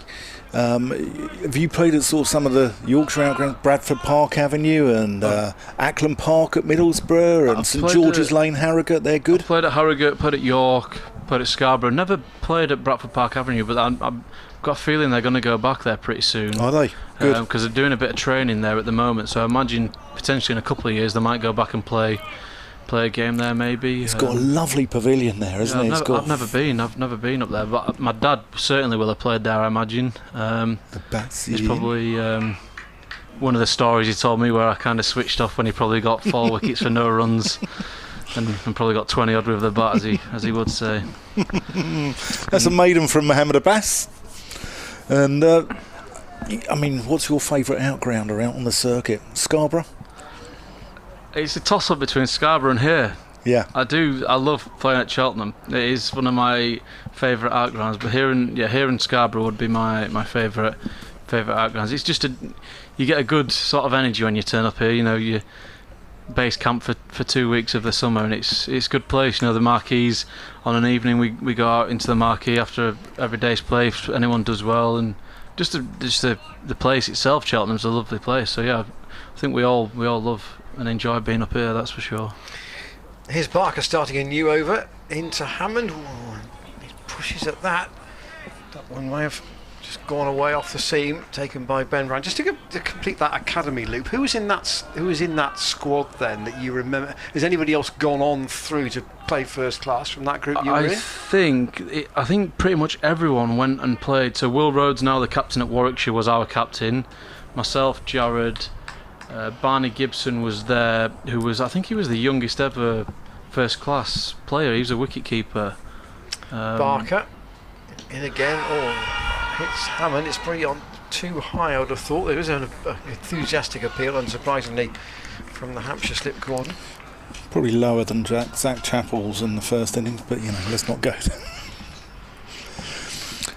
And then talking of outgrounds, the boys, the second team went and played at Castle Park, Colchester as well. That's a lovely venue. That's a fantastic outground. I love an outground play. Arundel's a nice one, isn't it, on the circuit? Yeah, really nice. Yeah. Yeah. I've been lucky enough not to play there because I think the wicket's that flat. I've been there twice and not played. I think I've dodged a bullet twice there. Barker in. It's a great shot. Hammond, lovely shot down the ground for 4. That's again in the V. If it's in there, Miles Hammond will attack it. He played 1 off Abbott in Abbott's earlier spell towards the chapel, but this is as good as it gets here as well. Almost the same shot. Barker tried to stop it with his foot. That wasn't happening. 4 more to the total. Surrey have beaten Essex by 6 wickets. So and Lancashire need 43 now at Northampton, still with 4 wickets in hand. So I've just found a photo of the academy team where we did the league and cup double. So we got Jared Warner, Matthew Waite, Matthew Fisher, Ryan Gibson, who played a couple of games for Yorkshire, I believe, list A, Jordan Thompson, James Logan, now of Kent, Eddie Barnes of Leicester, Barney Gibson, Elliot Callis, who I believe played 1 or 2, I think he might have played a couple of first class games, Will Rhodes, captain of Warwickshire, Carl Carver, who... Barker in again to Hammond, who says no this time to a single up to Abbott at mid-on. Who did play a few list A games, myself, and then Mohsen Hussain. I'm not sure if he did play any. He might have played 1 potentially. That's a good crop, isn't it, that group? Yeah, so pretty much every one of that team went on and played first class cricket. I thought Fisher is the best bowler I've seen this season. In that game at Bristol, he got 4 for 19 on 15 overs, and he beat the bat regularly. He was actually unlucky as well. And I thought that was the best spell of bowling I've seen this season. Barker again to Hammond. Into the ground and out. Into the offside. Hammond at 155. Dropped twice this morning. Once a difficult one by James Vince off Dawson, and then really the one that Hampshire will rue if they don't win this match. Dropped by Felix Organ off Dawson when Hammond had 2 more runs, 127. Josh has got a grin on his face. So I've had a message from my father, who's, I imagine it's Chichechwa Pajara Nan. Very good. This is for our Curry Cricketers 11. Yeah. 266 for 5. Very good. Is the score here at Cheltenham. Gloucestershire leading by 10 with 5 wickets in hand, and there are still 82 overs left on the day. So you're starting to think about a potential, split of overs, or how far have Gloucestershire got a bat. And I still think down they've got to take at least 50 of those overs. Yeah, I'd say that's probably about the right. Mohamed Abbas into the crease, and that's a harrow cut there from Ryan Higgins. Stick inside edge, runs down to fine leg. What number did you bat in that academy side, Josh? Feeling I'd have been around 8 or 9 potentially. Okay. I think I'd have been around there, yeah. 8 or 9. And are you assigned to a club in the southwest as well? Yeah, so I play for Bristol Cricket Club. I played a lot more than expected this year. Obviously, not playing too much first team cricket. But yeah, I've been there, I think, since about 2019. Okay. Played a handful of games. They're going quite well at the minute. Top of the league by around 30 points, I believe. So we're doing quite well. Hopefully, they get promoted into the top division. Abbas, that goes through to Ben Brown. Joe Weatherly just telling Josh Shaw he's got a face for radio there. Yeah, I think they're top by around 30 points. It's also where I spend quite a lot of my time just helping out on the ground there. I think I've got quite a keen interest on groundsman work and things like that, so I'm up there quite often helping Paul Redwood out, the head groundsman. Okay, we've had an email come in actually. A guy called Adam Thomas said Josh is only a few behind number of first class wickets taken by his dad. I'll come on to that. Mohamed Abbas. I think he's 123 years, I believe. That's the magic number I'm looking for in my career. I'm not Adam sure Thomas wants to know, is that a conversation you have between you? No, not really. Can you imagine Christmas lunch at the Shaw house? We don't really talk about that much, but if I do surpass his record, I think it might come up in conversation a bit more, but then obviously we'll go on to economy and averages and those sort of things, won't he? But yeah. But I will then come up with the highest score with the bat, which I do think I've pipped him on, I think. There's a Yorkshireman talking about economy rates. Defended there into the offside, and Mark Kidger has said it seems as if Gloucestershire have had the most diabolical run of bad luck all season, losing both overseas quicks to injury and having all kinds of misfortune along the way with injuries and being able to field a consistent 11. Is there frustration in the dressing room at so much bad luck and a sense that it has to change at some point? Thanks for your email, Mark. Yeah, it's a good question. We have been quite unlucky with that scenario, really. I think obviously hopefully the luck has got to change at some point, and you'd like to think it is this year, hopefully.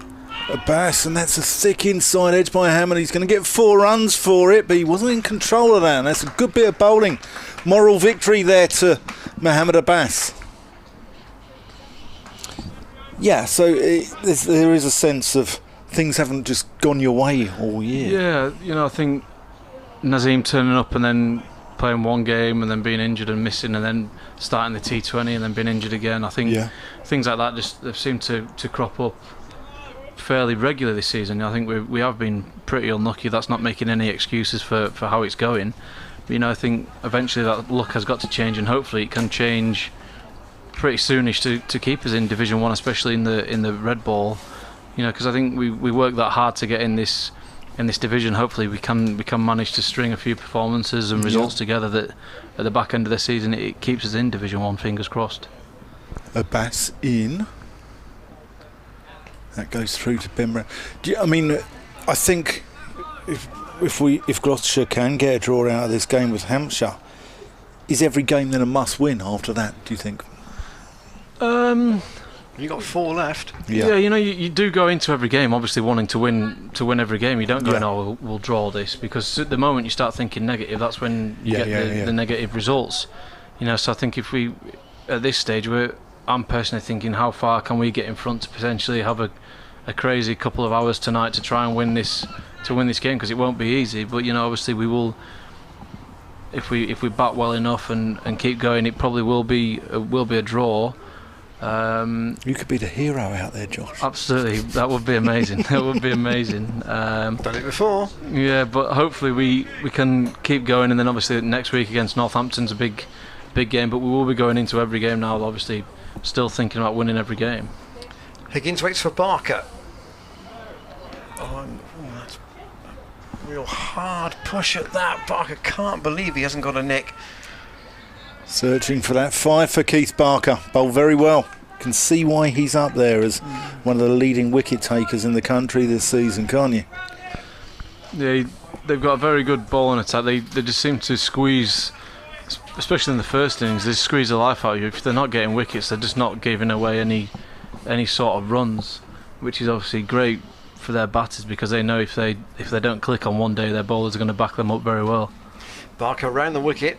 Higgins again, he went for the shuffle forward, tries to play the pull shot, and then equally ducks out at the last minute. So Josh, just pick up on that.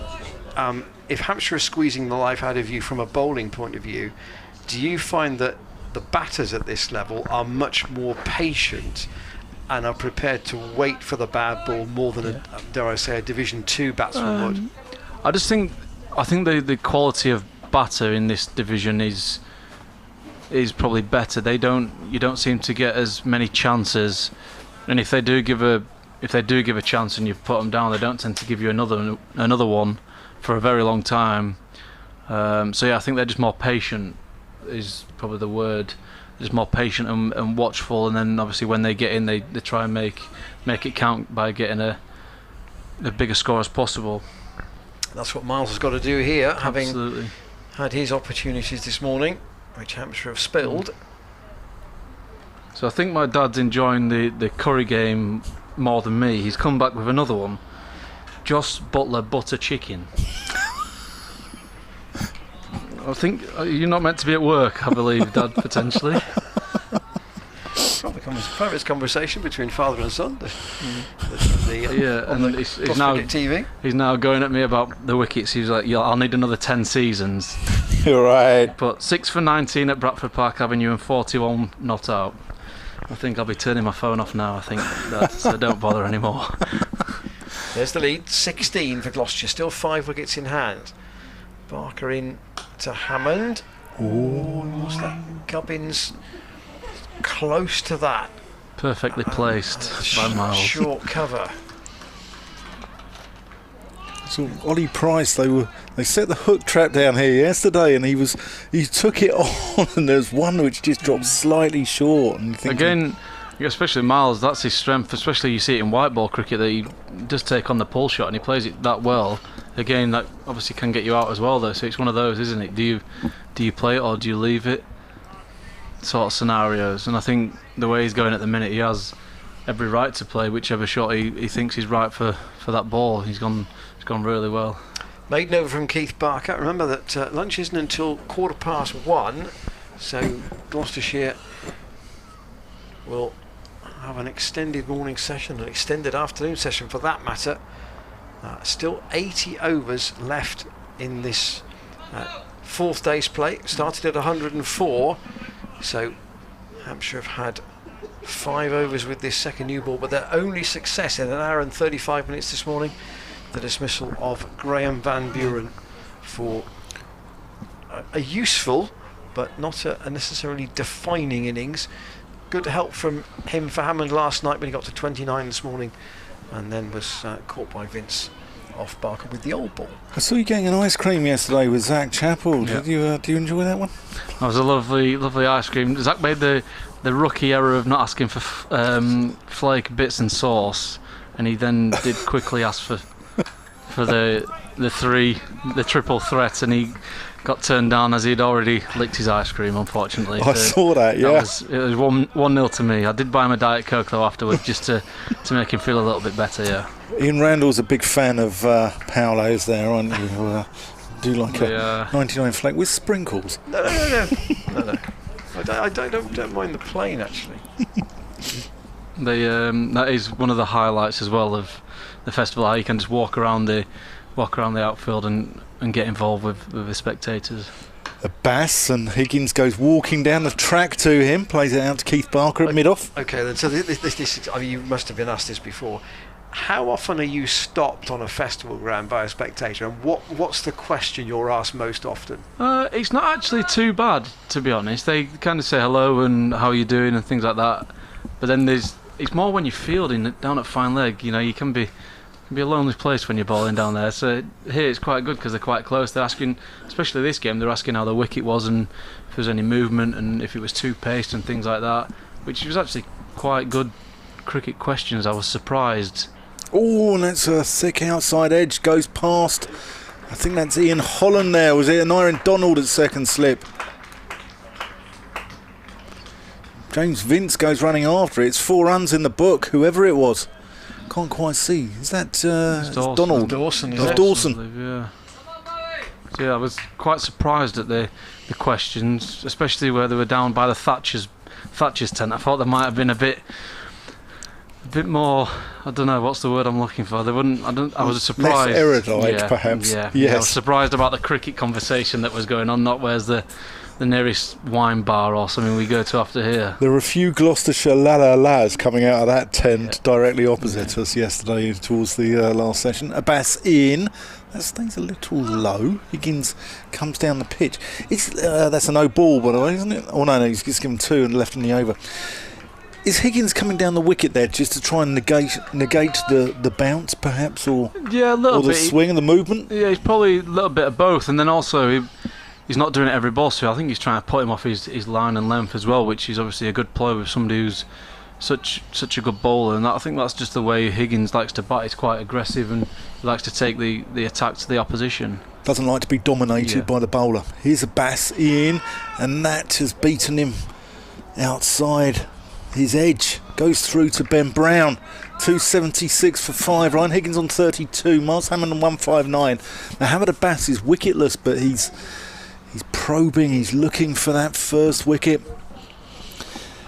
And I've got to ask you about pace. I mean, we asked Jared yesterday, who's the quickest you faced?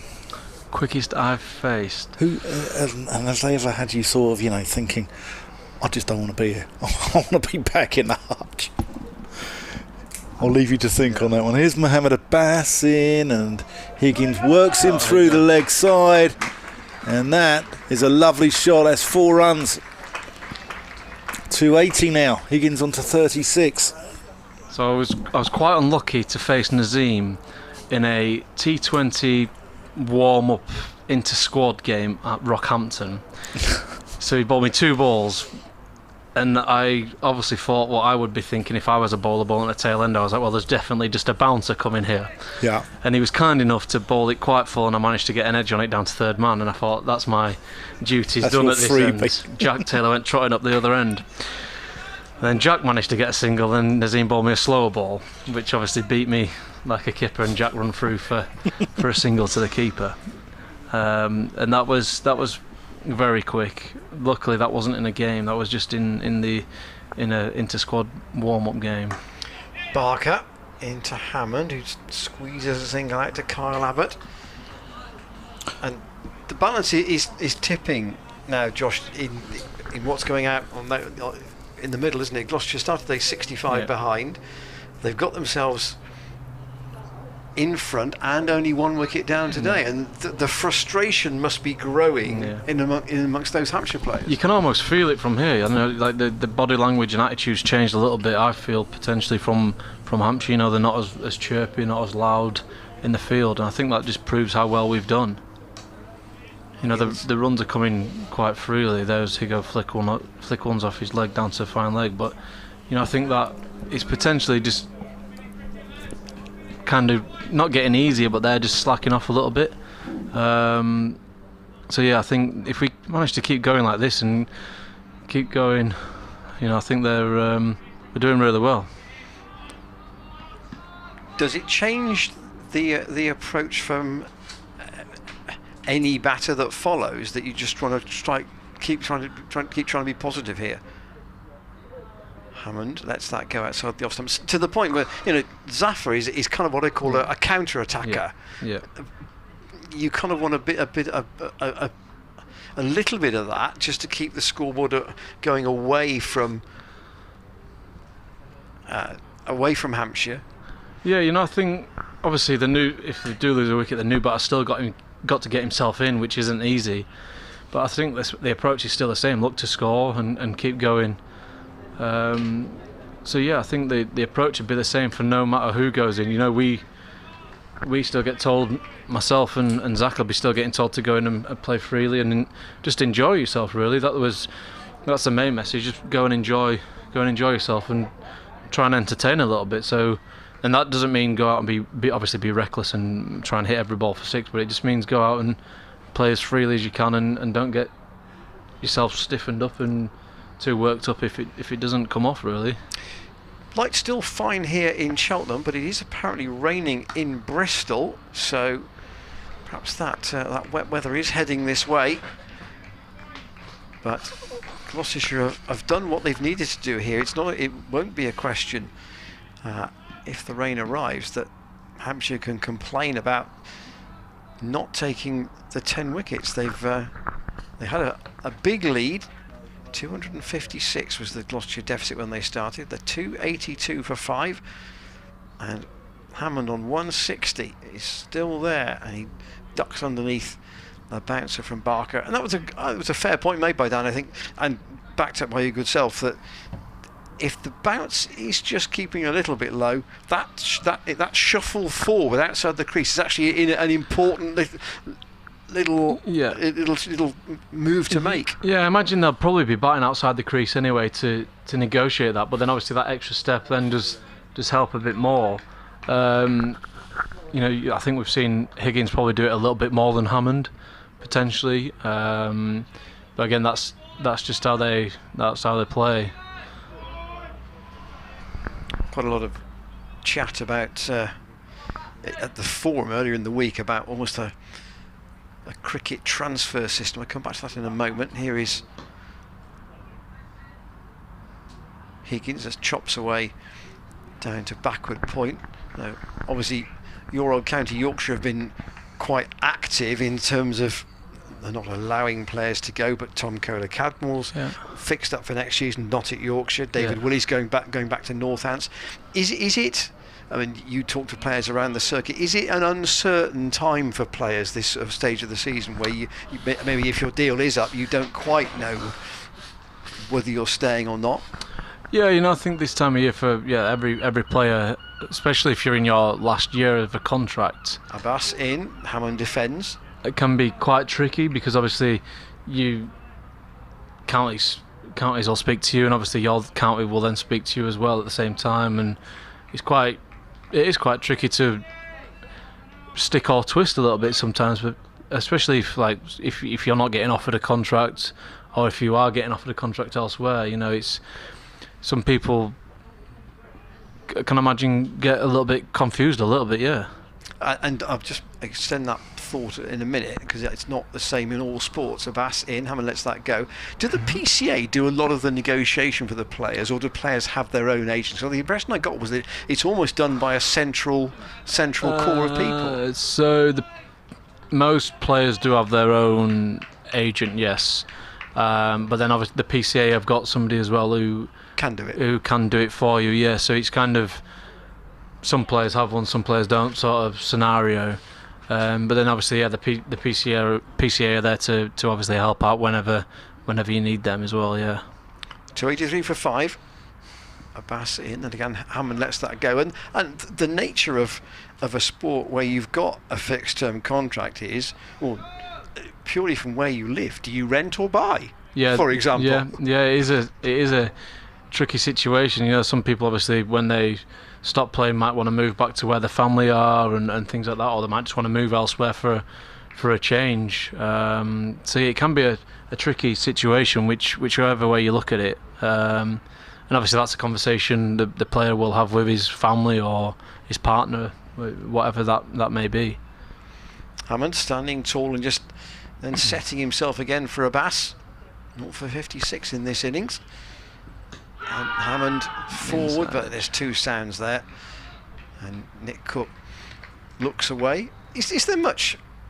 I mean, during a game, I'm sure you stand by an umpire on occasions, fielding wise. Is there much humour from the umpires out there? Are they just as you have a vast range of characters of players? Are the umpires much the same? Some talk, some don't. Yeah, I think most of them are pretty inclined to have a chat with you wherever you're at square leg or off the field at lunch and tea. I think they're all, especially now, quite a lot of them did actually play cricket, so they understand obviously the context of the game and things like that. So yeah, they do have a chat with you and say well bowled and end of the over and things like that. Abbas in, Hammond, he's got the gap there again, and Abbott will chase, but not with any great pace up towards the boundary at long off, and the fact the ball will beat him. Kyle Abbott doesn't do much chasing in the field, and even though Miles didn't actually really time that as well as he would like, he'll still pick up another 4, and he goes to 164. Of probably the 3 straight dives he's played today, that wasn't the cleanest, but it still got the same result. Yeah, I think that was a pretty big inside edge, I think, to be honest, but the bats these days, I'm going to sound old-fashioned, are that good. Even an inside edge can go for 4, especially when it's down the ground and across the other college square there. He is very fast running away that way. So okay, let's talk about bats for a minute. Do players, I'm not going to do sponsors' names here, but do they have a preferred make, and do you have a preferred make of bat that you would generally use? I think the bats are just that good from every sponsor. They stick with what they get sent because they are that good, to be honest. And I've heard stories of, especially mentioning my dad again, that when he played, quite a few got them made from Slazenger and then obviously put stickers on from their sponsor, but I don't think that happens, to be honest, anymore. I'm pretty sure it doesn't happen in our changing room unless one of the batters is kind enough to hand one down to the bowler if you don't get good enough bats. But I've got no complaints with my sponsor Kipax, that's for sure. Abbott's going to replace Keith Barker at the College Lawn end. Gloucestershire looking for some security up until lunch with Hammond and Higgins, and they'll get 4 more there. And the Hampshire coaching team just out to our left-hand side, Adrian Birrell and his support staff, looking out with a bit more of a pensive view on things as they were earlier on. 291 for 5. Gloucestershire 256 behind on first innings. So as you can see there's the lead, 35 net, 35 for 5 net. Doesn't sound much, but from where they started, it's been a good recovery to pull the game round. Brad Wheels out on the field as a sub at the moment. I'm not sure who has gone off. We'll just check that. Abbott bustles in again, and Higgins has cracked that away through cover out towards the boundary. The ball's running up towards the rope, but it will be stopped, and they'll come back for a comfortable 2. Felix Horgan does the fielding. He, more than anybody, will he might settle in a quiet corner at lunch. He dropped Miles Hammond on 127. It was spinning, true, but it looked a very comfortable catch at first team level. Yeah, I don't think there'll be much eye contact going into lunch. Abbott in again, and Higgins off the bottom of the bat is trying to drive that past Barker at mid-on, but can't get past him, and it's stopped by the Hampshire opening bowler. There's two subs on the field at the minute. We've got one at mid-off. So is Weatherly also? Weatherly's also. I think that's him down at fine leg, I believe. So not sure who's gone off. Potentially still Dawson and Vince in the slips. Nyron Donald potentially. I think I can't see him at the minute. Abbott in. Wants another thickish edge going down towards the third man boundary, and that will that also go? It will. So I think this does tend to happen when a side has been a long way behind and Gloucestershire have got in front and you've got a harder ball. The scoreboard is starting to run away from Hampshire a bit here, isn't it? Yeah, the runs are just coming nicely now. I think also the fact that they've been in the field for 112 overs yesterday, I think it was, and now they're another full session in the field at the moment. You know, the tiredness will be starting to kick in and fatigue. So hopefully we can keep going up until lunch and then make hay when the sun shines this afternoon if the rain stays away. Hopefully. Abbott in, or is a big appeal there for an LBW. That was not certainly on height. It wasn't going over the top, and Higgins survives with umpire Lloyd not interested. I think I heard a little inside edge there, which might have just saved him. Here's a second look at it from the camera behind Higgins. Hard to tell from there, but everybody, understandably, with an enthusiastic call to umpire Lloyd, which wasn't answered. 297 for 5. This is the 9th over with the second new ball. And Abbott in, and again Higgins using his feet. He's got that away to Fuller at deep backward square, and they'll just take one. How many overs has Fuller bowled in this Gloucestershire second innings? Bowled 2 today, not a lot. Only two. Quite a bit of a surprise that to me that he hasn't bowled more. Yeah, I think last evening when the light was on and off, I think they bowled quite a lot of spin, which they was always going to do. They were always going to bowl their overs just to try and get wickets. And then obviously this morning they started with their premier bowls, if you like. But yeah, I think he'd be a little bit annoyed he's not bowled as much. Got a couple of wickets in the first innings, and now Dawson is going to come on from the College Chapel End. So one result already in today, with Surrey having beaten Essex, and Lancashire need only 15 now with 4 wickets in hand to beat Northants. That will be a good chase if they get those. 278 in the 4th innings. I know England have made a mockery of that sort of number in recent times, but generally speaking, if you're set 278, you think that's quite a big score. Yeah. Dawson then is done almost all his bowling from the Chapel End in this match. Had a couple of overs last night from the opposite end, but because of the slope across the ground we have spoken about, it will generally take the ball naturally away from the right-hander. Trots in, and Higgins forward and out to short extra. He's got 2 slips, and well, would you call that a short third man where Abbott is, Josh? Yeah, backward point-ish. Yeah, it's a bit of no man land-ish.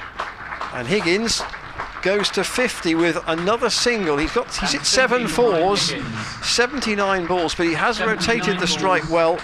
And Higgins with only, before today, 1 century and 150 this season. So for him, as with Miles Hammond, who had a series of 50s but not made a century, important to get a score and to give support to the man at the other end. There'll be another cheer in a minute if Gloucestershire can get one more and get themselves up to 300. Dawson in again to Hammond, who goes down the leg side as Hammond tries to use his feet.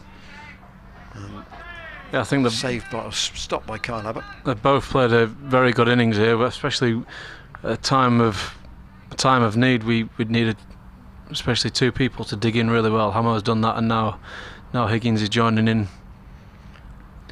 20 minutes to go until lunch. Yeah, these 2 survive until then. Say the lead was 60 at that stage. Yeah, you could still have a game where all 4 results are possible.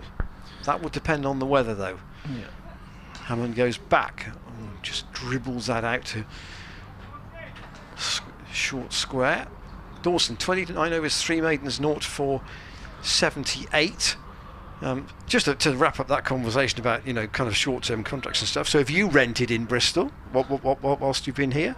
I did rent, yeah. I then eventually bought a place, yeah. So I kind of I've done both scenarios. Yeah, it's quite tricky, really. What for people to do, especially if you move that far. For me personally, although to be fair, your parents are one of the keenest supporters of the team. They're always down to watch you, aren't they? Yeah, they do come down a lot. They're not down this week, unfortunately, as they're on babysitting duties for my grandparents, which have been eagerly tuned in all week, which they all would like to be down here, but unfortunately they can't be here. Abbott into Higgins, who's again hit on the pad, but again Graham Lloyd isn't answering, and Abbott spins round. It's not going to change the umpire's mind, Kyle. You can shout as much as you like, and you can ask in many varied ways, can't you, Josh, for an LBW? Yeah. You can ask, even the most polite appeal can still have the same outcome. Absolutely. Sometimes you've got to beg, steal and borrow some LB decisions, but there he was trying his luck, and unfortunately for him it was turned down. Abbott 1 for 62. He's 16th over. Higgins will try. We might have at one stage looked as if that was going to quite close to Dawson at short mid wicket, but Gloucestershire get to the 300 in their second innings, and there's an applause from both the members' stand, the stand on the far side, on the Sanford Road side of the ground, and from those in the marquees as well. The Prem Club marquee to our right. Looks like George Scott it's like Steve Snell. He's sat under the sandy coloured marquee just round to where Wide Long On would be. Looks like he's on his phone, unsurprisingly. Obviously be very important, whatever he is doing, I imagine. Hammond, that very familiar flex of the knees. He's crunched that up to mid-off, where it's fielded by, I think it's Organ under the hat. It's Fuller under the hat there. I thought it was Organ from him. Still 2 slips.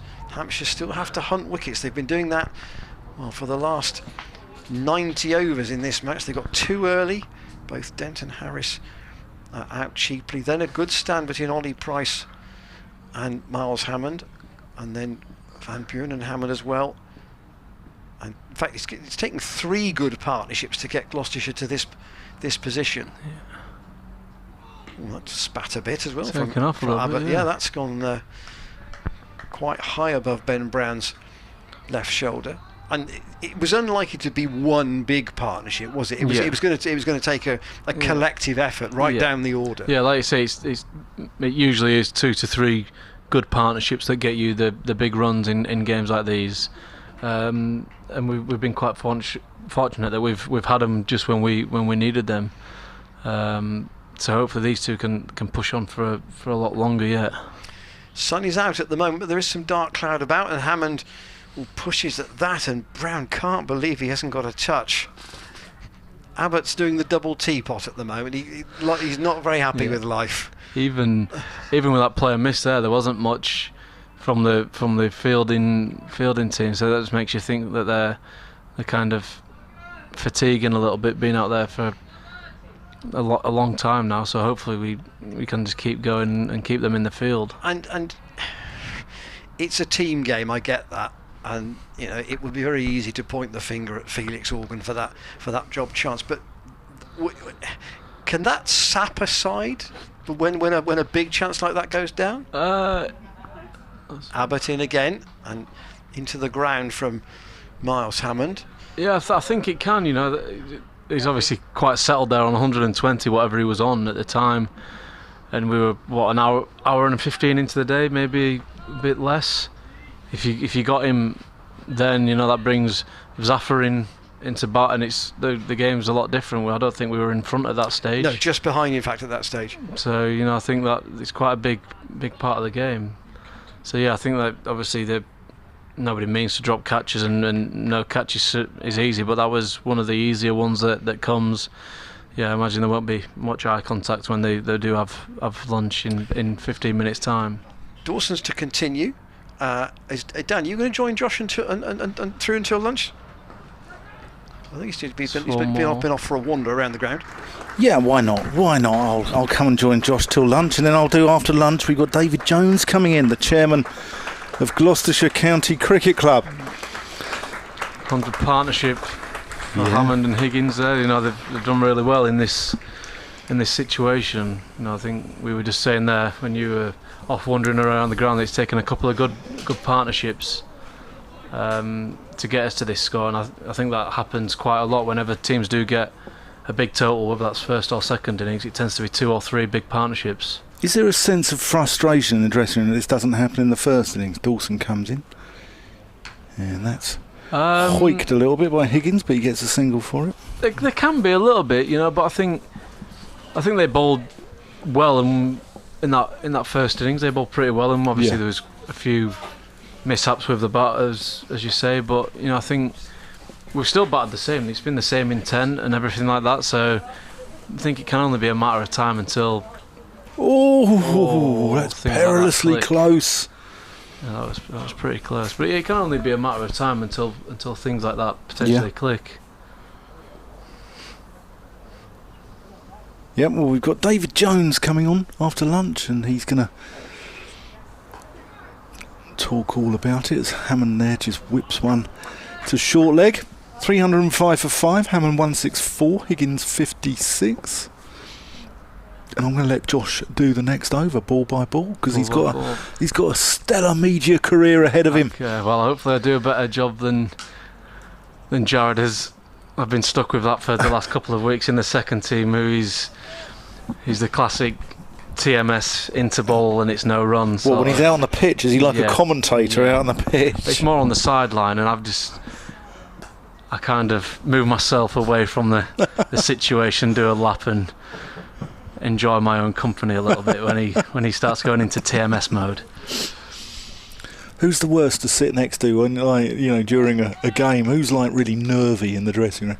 There's not many nervy ones. I think the lads these days just take the mickey out of each other a little bit. Yeah. So that can get a little bit too much, as in just too much of it happening all the time. But he's all good fun. I think that keeps you going through a day. Yeah. I find myself personally, I find myself a bit more tired at the end of the day when we've been batting for some reason. I don't know why. I don't know whether that's all the chatting or the boring chat. As Kyle Abbott comes in from the college lawn end to Ryan Higgins, good solid forward defences, as Jared Warner would say. It's no run. And we asked yesterday about we asked certain questions, and we asked, I think, who's the worst dancer, who's the tightest in that dressing room, who never gets their round in. That definitely is Jared Warner. 100% Jared Warner. He does not.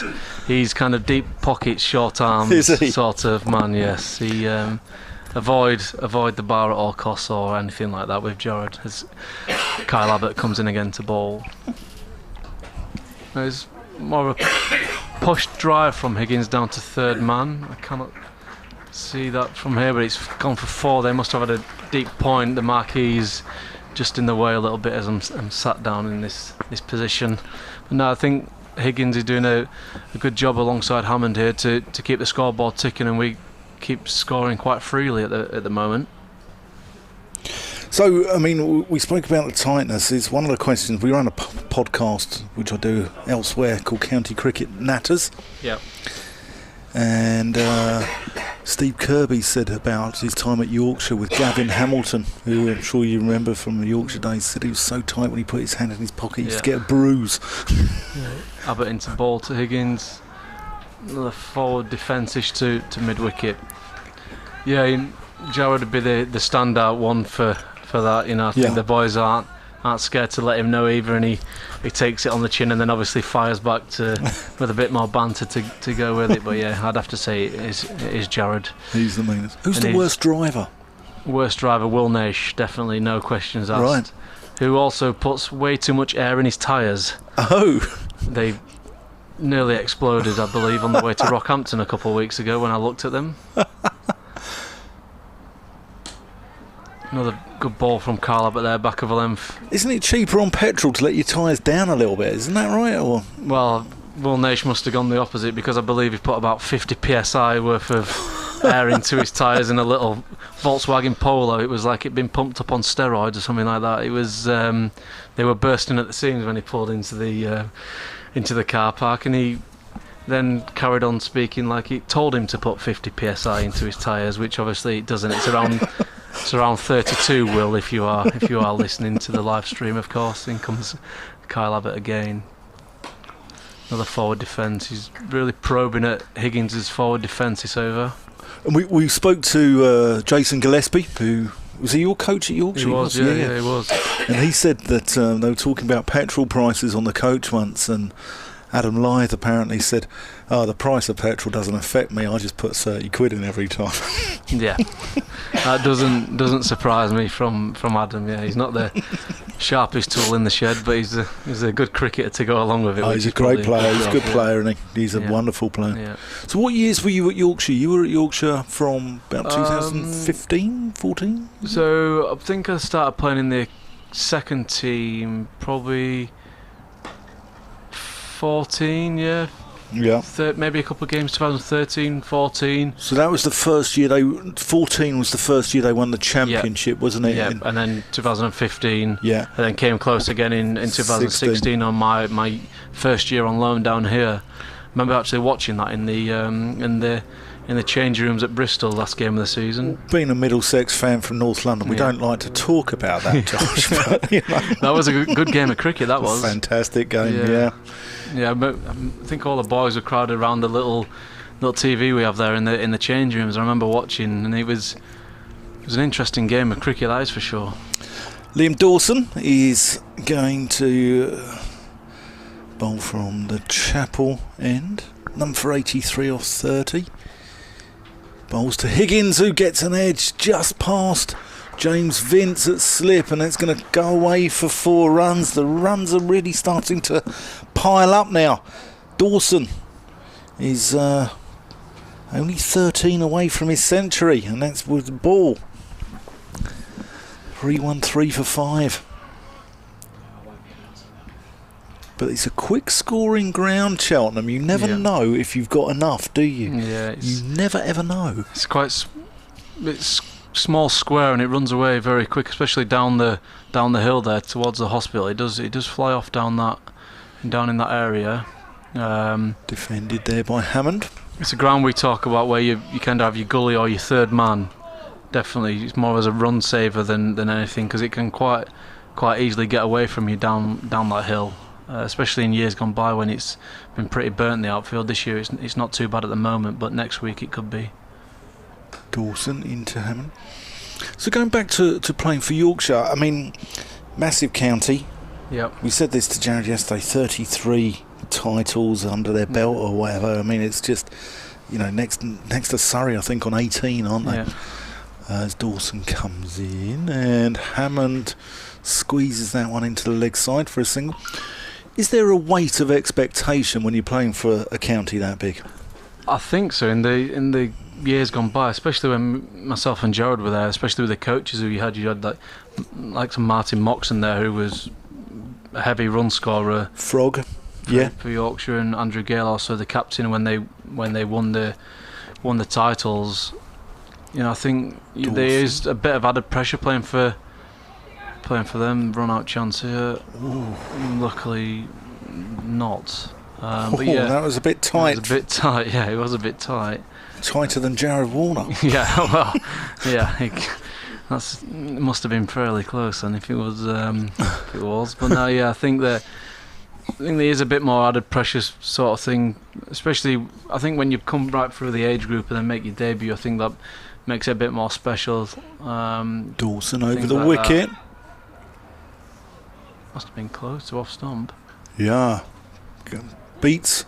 Hammond goes through to Ben Brown. That completes the over. 3-1-5 for 5. Hammond 169. Higgins 61. I'm here with Josh Shaw, who's joined us on the mic, and what a sparkling career in media it waits him after he's finished playing. Well, he's a natural behind the mic. Joe Weatherly said, "I've got the face for it for sure." So yeah, hopefully one day, who knows where this great game can take you. Yeah. And you enjoying life in Bristol? Yeah, absolutely. Yeah, I love being in Bristol. It's a great city. I do really enjoy it. It's very, very different to Wakefield and Leeds, that Yeah. is for sure. But no, it is very good. I bet again into bowl to Higgins squares him up a little bit there. I think they have got a third man in now. Yeah, they have that, like a nice ball. Might have just straightened or nipped away a little bit up the slope. There's 4 minutes until lunch. Try and make this the last over. You do a bit of gardening, do your shoelace. So hopefully this will be the last over and we managed to get through it unscathed. We've still 70 overs left of the day after lunch. I think we're in a good position at the moment, Yeah. so hopefully we can carry this on after. I hate to break this news to you, Josh, but that lot over the Pennines have won by 4 wickets. Yeah, they're doing quite well out of this season, but it was entertaining viewing on Saturday evening for the T20 Blast final. I did enjoy that one. Of course, Nathan Ellis bowling the no ball on the last ball. Yeah. But there just nips one down the hill past Hammond's edge and a couple of cries, but nothing to come of it. Yeah, that was entertaining stuff. The no ball. So you were rooting for Hampshire, were you? Running off. I wouldn't say rooting, but yeah, I was fairly happy when they got it over the line. But no, that was a good end to the T20 Blast campaign. Held his nerve very well there when he bowled the no ball, and then to come up with the slow ball on the last ball, free hit. Is that your biggest fear right at the end? Do you ever bowl the last over in the T20? I'll come on to it after this ball. Robertson again, a drive. And that's a nick to Vince at first slip from Hammond, unfortunately, and I think that will be lunch. That will be lunch, and that's a crucial wicket for Hampshire in the context of the game. Hammond departs for a wonderful 169 off 277 balls. But that could be crucial in the whole context, not only of this game, but of the whole season of the county championship, because Hampshire are desperate to win this. Surrey have won at the Oval, and they'll be desperate to win this, and Miles Hammond didn't need that. So we started the day with Hampshire, with the hosts on 191 for 4. Miles Hammond was on 109. Graham Van Buren on 27, and they've added 115. 115, yes. These two added. 125 in total. Miles Hammond added 60 to his overnight score. And Graham Van Buren was the first wicket out this morning. He was caught sharp chance by James Vince off the bowling of Keith Barker. And then right on the stroke of lunch, Miles Hammond was again caught by Vince. There was sharp chance there. We were joined by Josh Shaw. Josh, it's been fantastic having you on. Can I just say, Yeah, I've go had on. a message to say, good listen this morning. Some excellent insight from Josh. Yeah, no, he's been great. Pleasure to be on again. It's good fun, I think, coming on and giving an insight and things like that, especially to the listeners. It's good, and we do enjoy coming on. So it's been good fun. So hopefully get on next week if we're around. Yeah, come and join us for the You might Northamptonshire have some game. important batting to do later. Potentially, yeah. Yeah. Hopefully not needed, but Yeah. hopefully, if I get in, I'll be trying my hardest. That's for sure. Yeah. Thanks Good ever luck. so much. Thank you very Thanks, much. Josh. Cheers, Thanks, guys. mate. Thank you. Thank you. So thank Josh for his time. Pleasure to have him with us this morning. But quite a morning session here with Gloucestershire adding 126 for the loss of 2 wickets. Graham Van Buren out for 29, caught by Vince off Barker, and then Miles Hammond, who will say was dropped twice, and after he was dropped he added 42 after the drop from Felix Organ off Dawson, eventually though caught by Vince off Abbott in the slip. So that will mean that there'll be an over to complete when we come out again. The Gloucestershire lead at lunch on this final day with 4 wickets in hand is 60. It's teasingly poised, isn't it? Certainly is, and I can't wait for this afternoon session. And we'll be back in 40 minutes. Ian Randall and I are going to go and get a bite to eat. So Not a curry though. No, come and join us. And what should be an absolutely intriguing afternoon session. Yeah, David Jones, as Dan says, the chair of Gloucestershire, will join us at some point in the afternoon session, but we'll be back with you at 5 minutes to 2. Do join us then.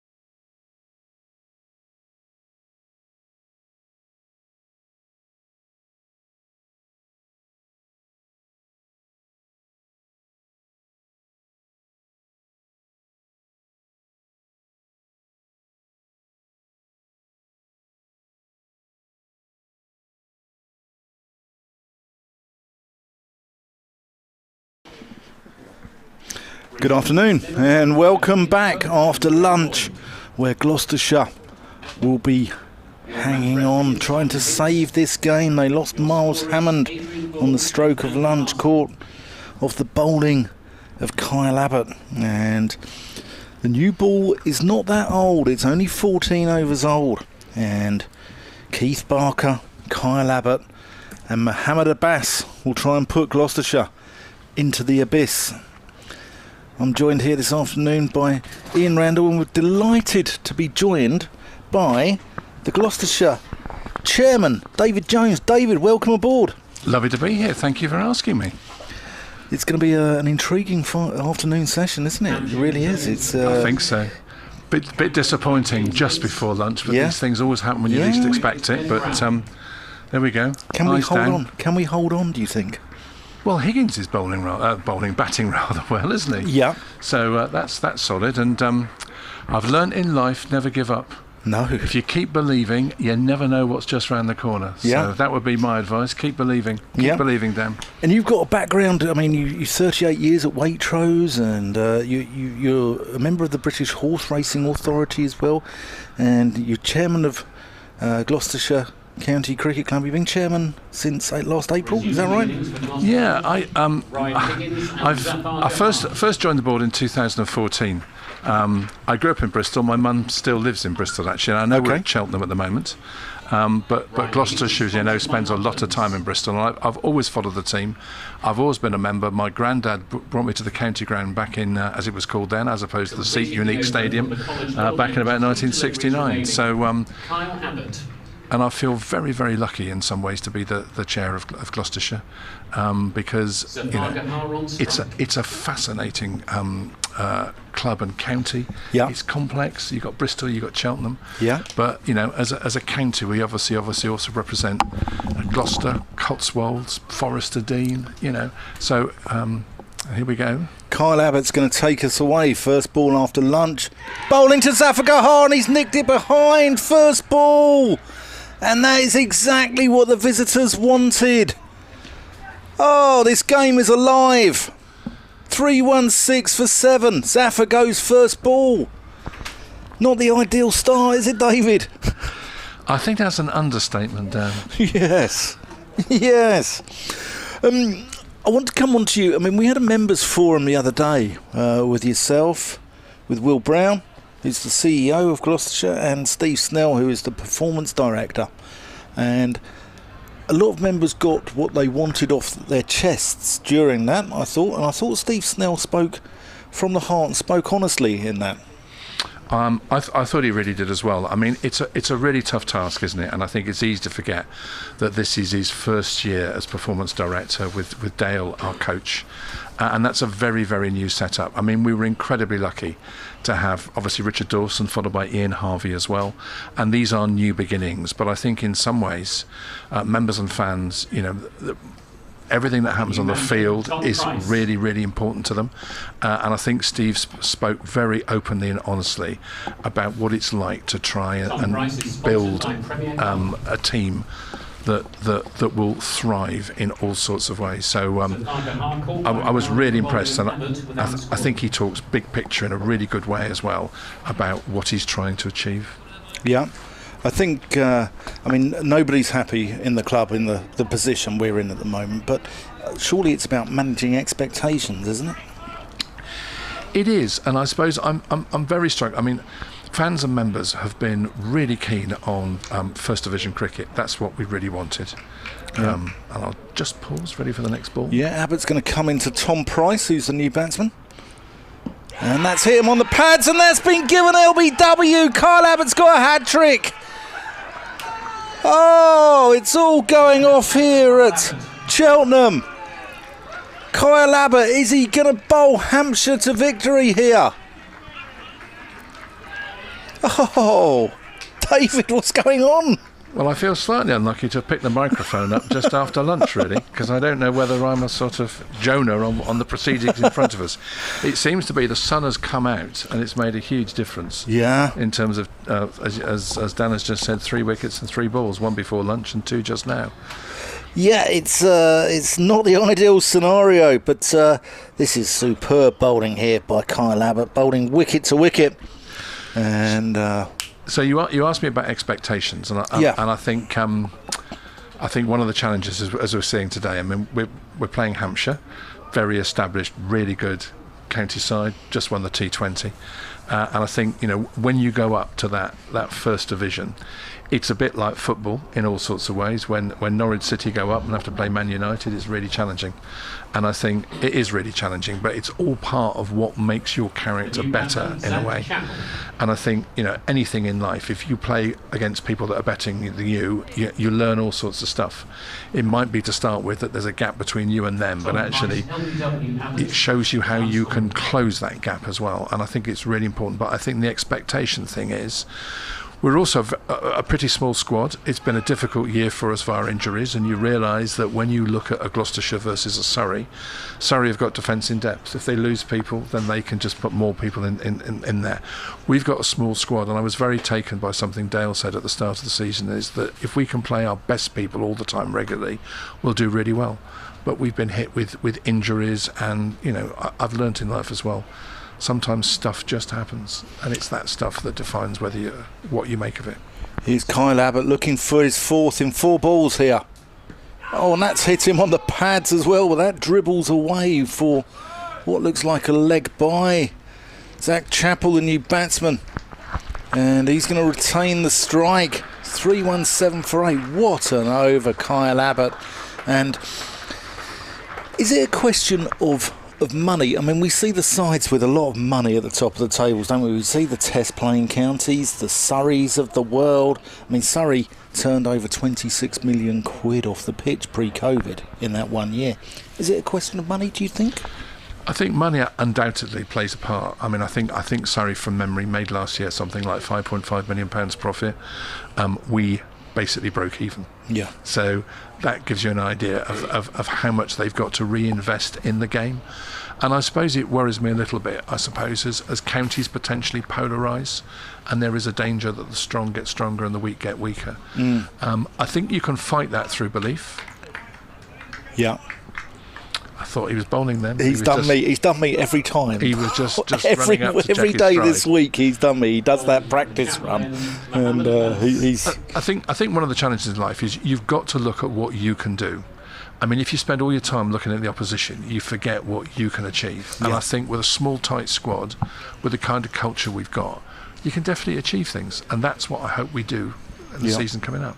Mohammed Abbas going to start us from the Chappell end, and that's a lovely shot from Zach Chappell, punched off the back foot, crashed through the covers. That's going to be 4 runs, 321 for 8. They're extending the lead. And one of the things people forget about money, it's not just what we generate ourselves as well.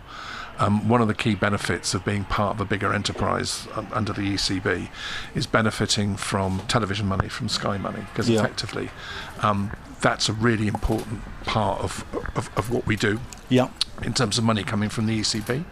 And there has been a new Sky deal just announced. Yeah, I'll come on to that after this ball from Mohammed Abbas.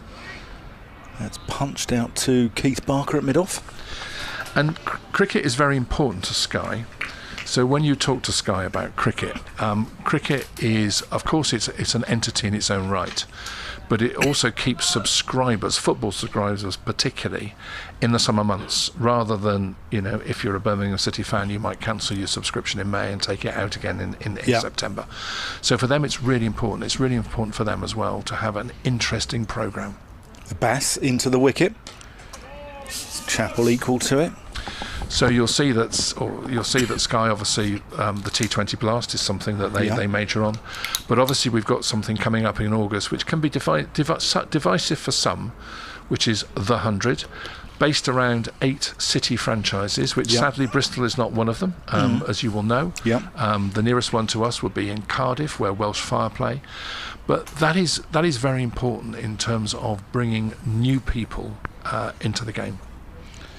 Abbas approaching the wicket. Turns Chappell around a little bit there. If I look at the members that support us hugely, many of them, and I quite understand it, would say, I don't get the 100, I don't really realise what it's for, I don't understand why we just don't concentrate on the T20. Yeah. We've got some players that are going off to play for Welsh Fire, as you know, and I think for them, talking to them, they find it really interesting. It's a 6-week sort of gig in some ways, being coached by somebody different in a different environment, and they learn an awful lot. But I mean, one of the key things for counties... Abbas approaching the wicket, defended by Chappell. Is the money it brings into the game. So one of the things that was decided when the 100 launched was that each county who doesn't play as a venue for the 100 would get £1.3 million of that television money, which I think is really, really important. And I think fans and members won't always get that, but in some ways we have to think about how do we grow the game more widely. And if we grow the game more widely, then Gloucestershire will benefit as part of that cohort.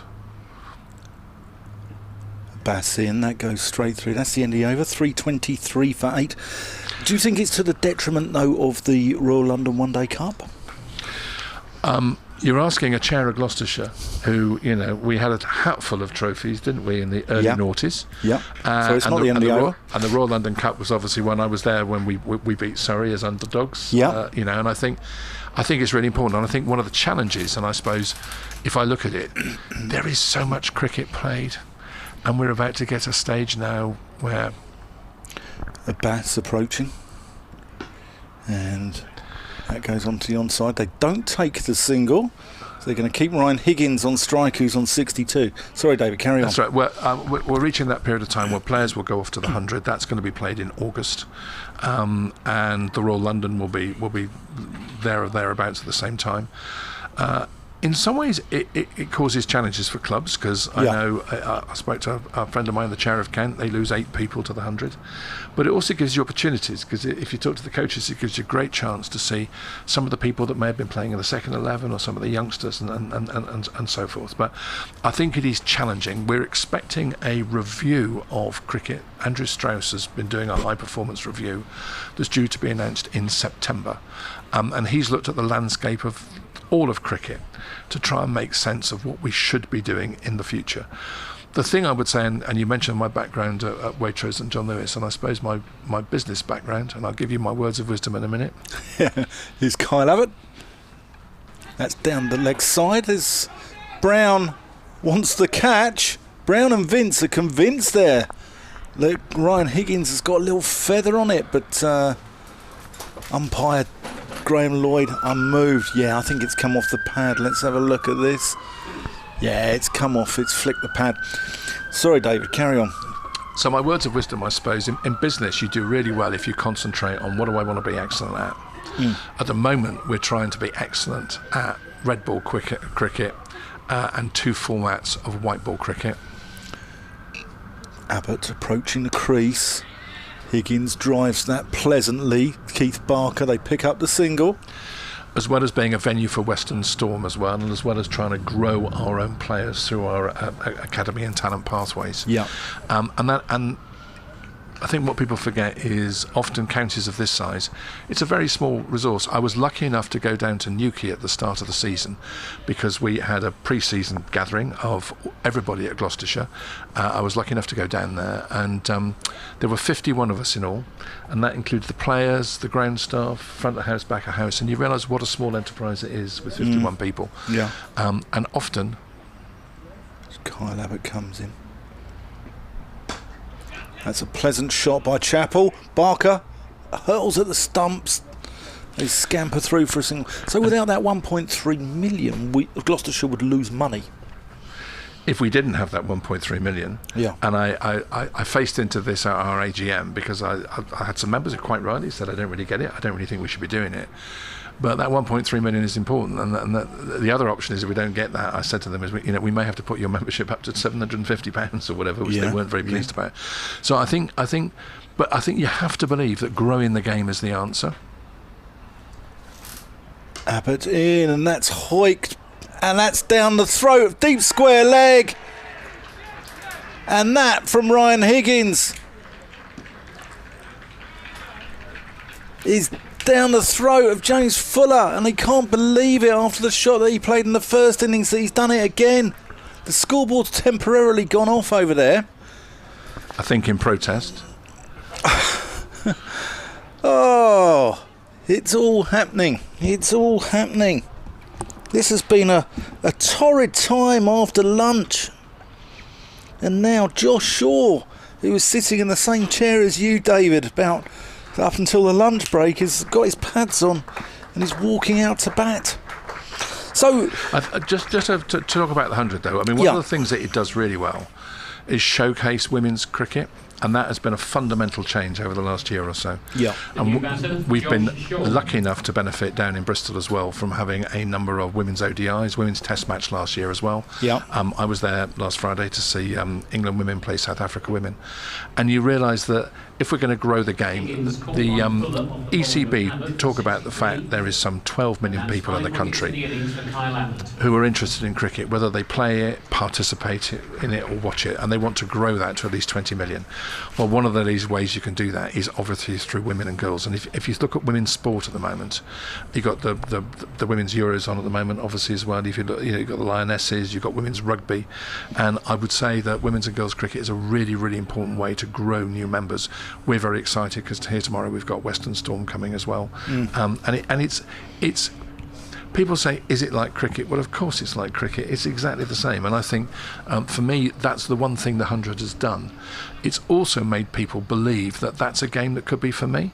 And I think one of the challenges for the game, it has been a bit closed in the past. And I think there are some issues around diversity and inclusion. And the more we can do to make people see that it's a game for everybody is important. Diversity is something that's very important to you. I mean, and Gloucestershire are one of the most diverse counties, you know, out of the 18, aren't they? You know, I'll come on to it after this ball from Kyle Abbott. That's a short one, that's sure. Let's go through to Ben Brown. It's amazing because obviously we've got a very, very diverse city in Bristol. Gloucester as well is very diverse, with a diverse population. Equally, it was interesting when the issues happened around race and diversity. I had a letter from somebody who talked about they felt that they had been discriminated against for most of their life, and they felt very strongly about that. And that was actually from somebody from the Forest of Dean. Okay, yeah. Abbott approaching the crease. Shaw plays him into the onside. He's going to get at least one here, maybe two. Yeah, Chappell comes back for the second, and they were particularly talking about the lack of opportunity. They were particularly talking about white working class males in terms of, and I think diversity is much more than gender, it's much more than race, it's much more than sexuality, it's about opportunity. Yeah. And I think it's really important. If you look at what's happened over the last year as well, it's been quite seismic. You will know all the reverberations around the issues around Yorkshire, and what happened there, which still in some ways have spilled over to the whole of the sport. We in Gloucestershire had our own issue. David Lawrence, you'll know, a great Gloucestershire legend known as Sid Lawrence, was on a programme last year, Sky Sports programme, talking about the challenges for him within the game, which was a sobering moment. And I watched that documentary and I think it's very easy as a white male of 61 just not to see life through other people's lenses. Yeah. And he was very, very honest in all sorts of ways about the challenges that he faced when playing. Keith Barker's going to come into the attack. He's going to come around the wicket to Zach Chappell. There's 3 new members of the board as well. Yeah, we particularly, I mean, one of the things you want from a board is diversity of thought and diversity of experience. And we've been really lucky because we've gone out and we've recruited 3 new non-executive directors. 2 are women, 2 are people from communities that are not well represented on our board at the moment. So we're really excited now in terms of having a board that has got a great diversity of thought around it. Barker approaching the crease, and that's a lovely shot there from Zach Chappell. Again punches that through, extra cover for 4 runs. I was very lucky when I started because I'm well supported by Deputy Chair Steve Nelson, who played professional sport. He was a professional basketball player, so he knows more about playing professional sport than I do. But also he comes from Jamaican community as well. Okay. So that's a really good insight. And our treasurer, Becky Watkin, is a young accountant who runs a brownie pack. She loves bringing the brownies to cricket. So again, you're viewing life through a different lens there. Yep. Barker in, and Chappell plays that one out through mid-wicket. They're going to pick up 2. That takes the lead on to 77. So Gloucestershire fighting hard here. And we've now got a board of 12 with 4 women and 3 people from underrepresented communities, which I think is really important, because at the top you need to represent what your community is about. And I think community and as a club is really important to us, whether it's at Cheltenham or whether it's down in Bristol or in fact throughout the county as a whole. Yep, Barker into the crease. That's a big yahoo there from Zach Chappell, who doesn't connect. And Bristol's one of the hubs for the ACE programme as well, which is all part of what we're trying to do. So and that's Afro-Caribbean young cricketers trying to encourage people that would never normally perhaps pick up a bat to go and do that.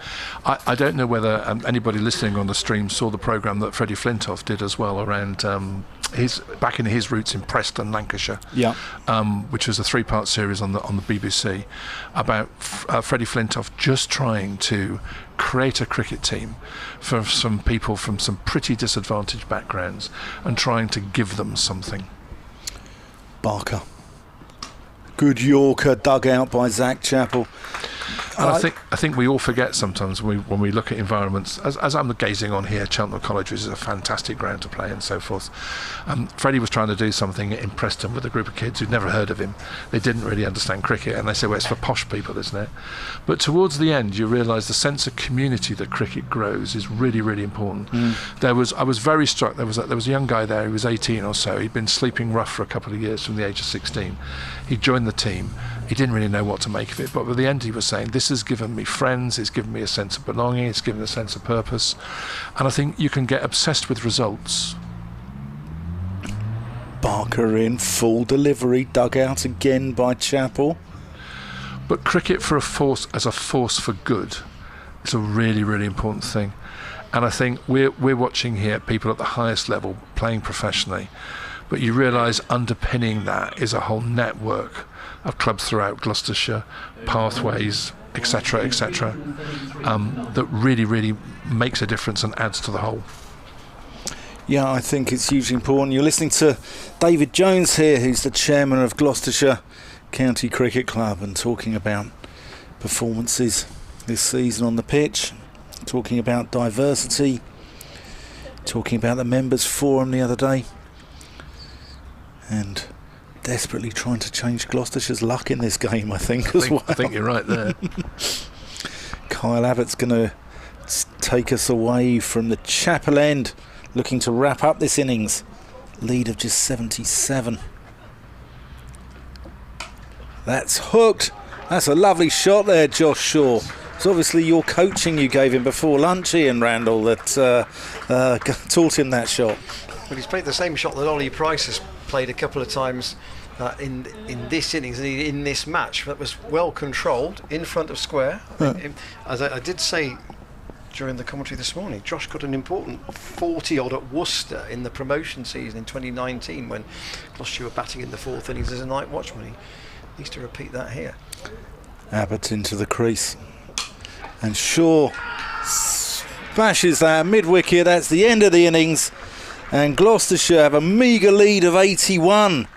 Kyle Abbott picks up 6 wickets, 6 for 76, and has he spearheaded his side to catch Surrey. It's crucial that Hampshire win this game, just 15 points before this game behind Surrey, and can they catch them up?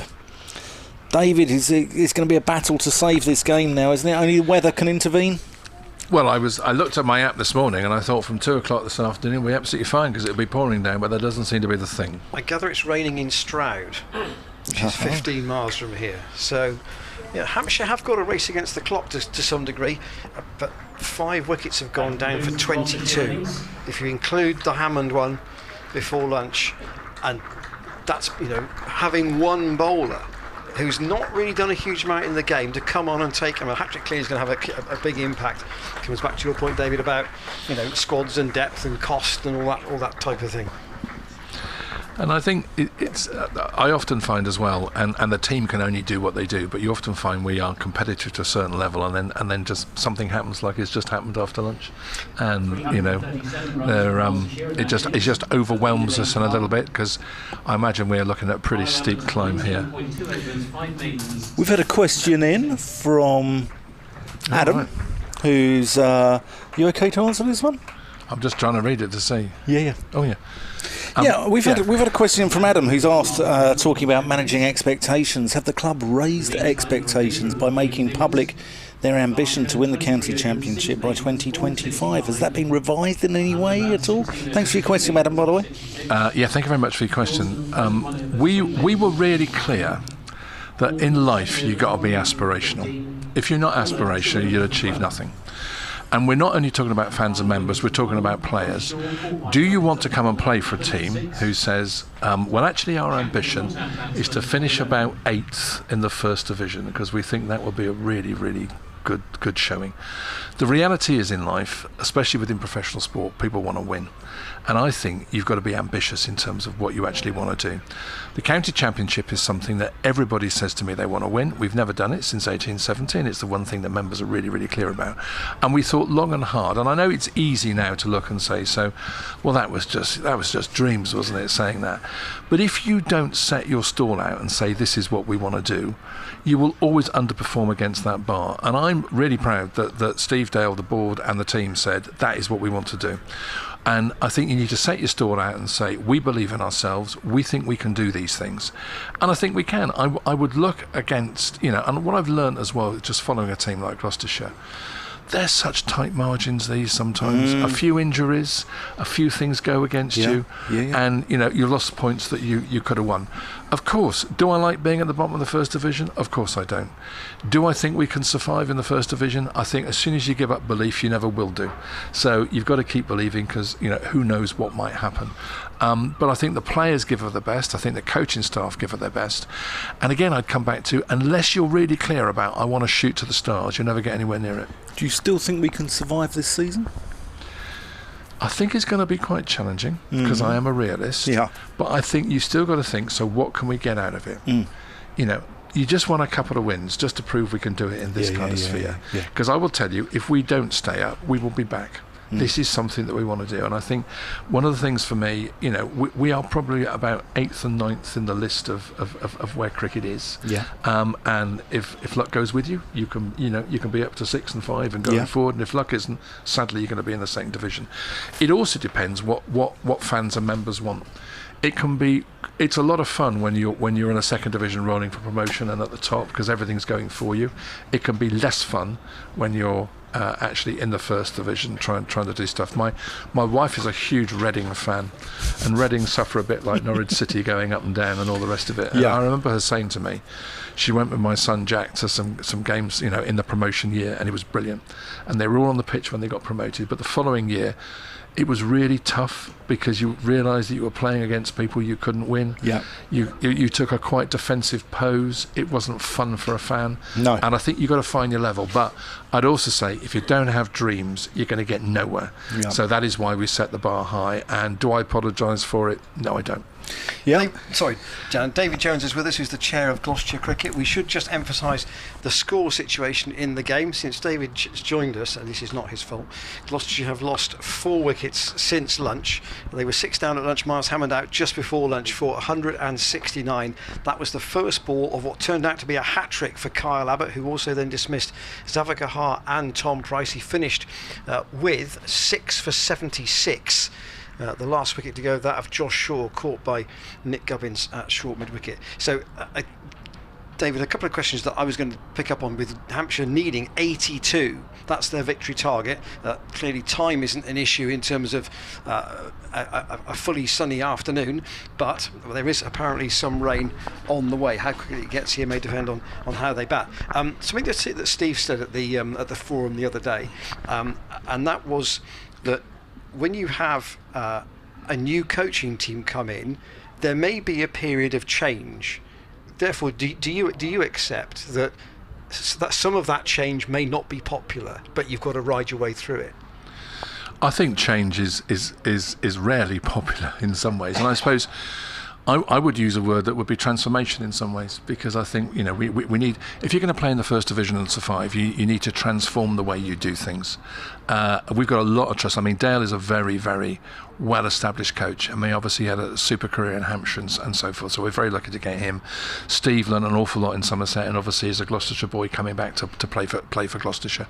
And I think you have to change things. If you don't change things, you will always get the same result.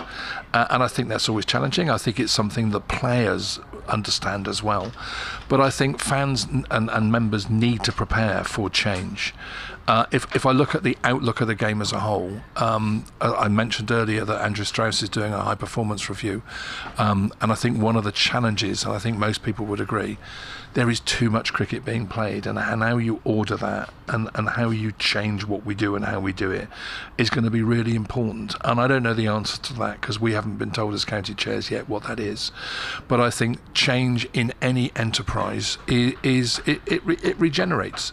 If you just keep doing the same old thing, you're going to get the same results. So I think change will be around the corner, and I think we've all got to be prepared for that. And I think we need to support people like Dale and Steve in that journey as they look at the team and do what they can to ensure that we can survive. So wear your Waitrose hat for a minute, where you spent a long period of time. Why was the 100 necessary when the T20 product was effectively doing really well? And was that driven by the TV companies rather than the ECB, i.e. we want a new toy? Gloucestershire in the field, captained by Graham Van Buren. I think one of the challenges for the ECB and Sky Sports is, as I said, that the TV money is really important, because it's a bridge between football season to football season, and they were looking for a new competition.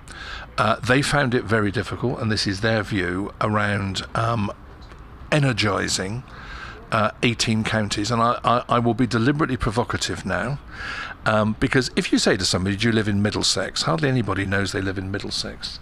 They don't necessarily relate to counties. It's easier with a Gloucestershire or Lancashire or a Yorkshire. But they felt they very much wanted a city-based structure with teams there that people could identify with a lot of people that would come in from abroad as well, international players to come to raise the game, to raise the profile of women's sport as well. And there just wasn't, I sense, the backing from television people to just concentrate on the T20. I think it's a challenge, because for the average cricket fan it means an awful lot, and they really, really enjoy it. And I think finding a way that the T20 and the 100 coexist to everybody's benefit is going to be really important. The other thing is the T20 plays hugely to existing fans, and it's lovely that existing fans, but if you're going to grow the game, you need to find new ways into it. I look at people around me, and the way that people consume cricket is very different now. And if you think about digital as well, and the way people consume sport on digital, they just want the highlights in a 3-minute segment. They don't want a 30-minute or an hour-long program. So I think that change we have to be prepared to accept. Or we will end up with, I don't want to use the word product, but I will do, you end up with a product that is aging and tired with the same audience around it without getting anybody new in. And if you don't get people new in, your brand will be dead. David Jones with some typical business thoughts on this Friday afternoon. I've got one more for you on that, which is about, if you like, the new TV deal, which is coming.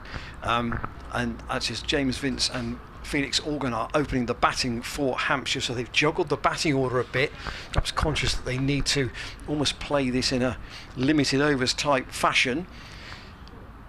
In theory there are 64 overs left, but they want to get there as not faster than that. Organ in, there are no fielding restrictions of course for Gloucestershire to cope with here, and Haggins' first ball is clipped by Organ into the leg side, fielded by Tom Price. So my question about the 100 is, would you be hopeful under the new TV deal, or do you think under the new TV deal, Higgins is at the end of his run, I'll complete the question in a moment, Morgan punches that up to mid-off, no run, Van Buren does the fielding, that there will be 10 teams and that Gloucestershire will get a base for the 100 out of it? I'd bite your hand off if you offered me that now, because actually, I mean, Bristol is a fantastic centre. So is it better to be a base than to have the money, do you think? So I will answer that. After Higgins bowls to Organ, who punches that past Van Buren, it's going to go away up to the boundary at long enough, and it will beat the fielder all the way into the rope. So Hampshire 4 without loss as they chase 82. We'd love to be a venue. It would be lovely to be a venue. There are 8 franchises. You know, if it grew to 10, you could imagine there could be an extra one up in Durham, the northeast, and there could be one down where we are in terms of Bristol. And I think that would be absolutely fantastic in some ways, because you would want to be a venue where all types of cricket are played. If you can't be a venue, obviously the money is really important in terms of what we do. But just to come back a little bit, just to push back gently about your business comment, because I think people often say, you know, business people get involved with sport. Here's Higgins again, edged, and Bracey wants the catch, and umpire Lloyd is not interested. Clearly all the slip cordon heard something as it went through, but umpire Lloyd remained unmoved. Here's a second look at it. He thought it had gone past the outjudge and taken a feather, but it doesn't. Well, there was no sound according to our chief producer. Well, there was a flick there. Maybe it's a bat on a pad strap or something. 4 without loss in the first over of this Hampshire chase. Higgins again to Organs, the same shot past the diver volley Price and away to extra cover for 4. 8 without loss. Sorry, David. Just because I had a career in business doesn't mean that I don't understand the soul of cricket, because the soul of cricket is really important. And I understand clubs like ours, for members, are more than a business. They are, in some ways, they have a great social purpose about bringing people together, both around cricket and outside cricket as well. I think about cricket lovers, which I talked to down at the Seat Unique Stadium in Bristol, and you realise that brings people together out of season. If I think about what they do down there as well with Walk and Talk on a Wednesday, they've decided that actually, if you Organ again has repeated the shot 3 times in 1 over. Outside the off stump, and Felix Organ has played 3 really nice drives. Aesthetically, you have to say, but Ryan Higgins will be very frustrated at that. He takes his cap and walks away. 12 for no wicket, Hampshire chasing 82, and we've only had 1 over. So Walk and Talk was in some ways an invention from Andy Brassington, well-known player for Gloucestershire, that, you know, if you want to come and walk around our green space for an hour and then have a coffee with somebody for an hour, we're there for you to do that. And you realise that, you know, I do believe in the 21st century, if you're going to be successful in any business, you've got to have a social purpose, and that social purpose for us is absolutely inclusion and community. From a business perspective, though, one of our new directors runs the Bristol Aerospace Museum, but before that, she had a career at the Bristol Old Vic. So she admitted to me, I don't know a lot about sport, and when I saw the first game with her, she said, "I get it now." She said, that pitch is the stage, isn't it? And those players are the actors, aren't they? And if they've rehearsed really well, they do big scores, and if they haven't rehearsed very well, they don't get big scores. And actually, you know, in some ways, what we have is, it is a sport that's a part of a leisure and tourism industry. And if you look around Cheltenham today, with all our tents and all the rest of it, it is a fantastic backdrop for people to have a social meeting or whatever it might be.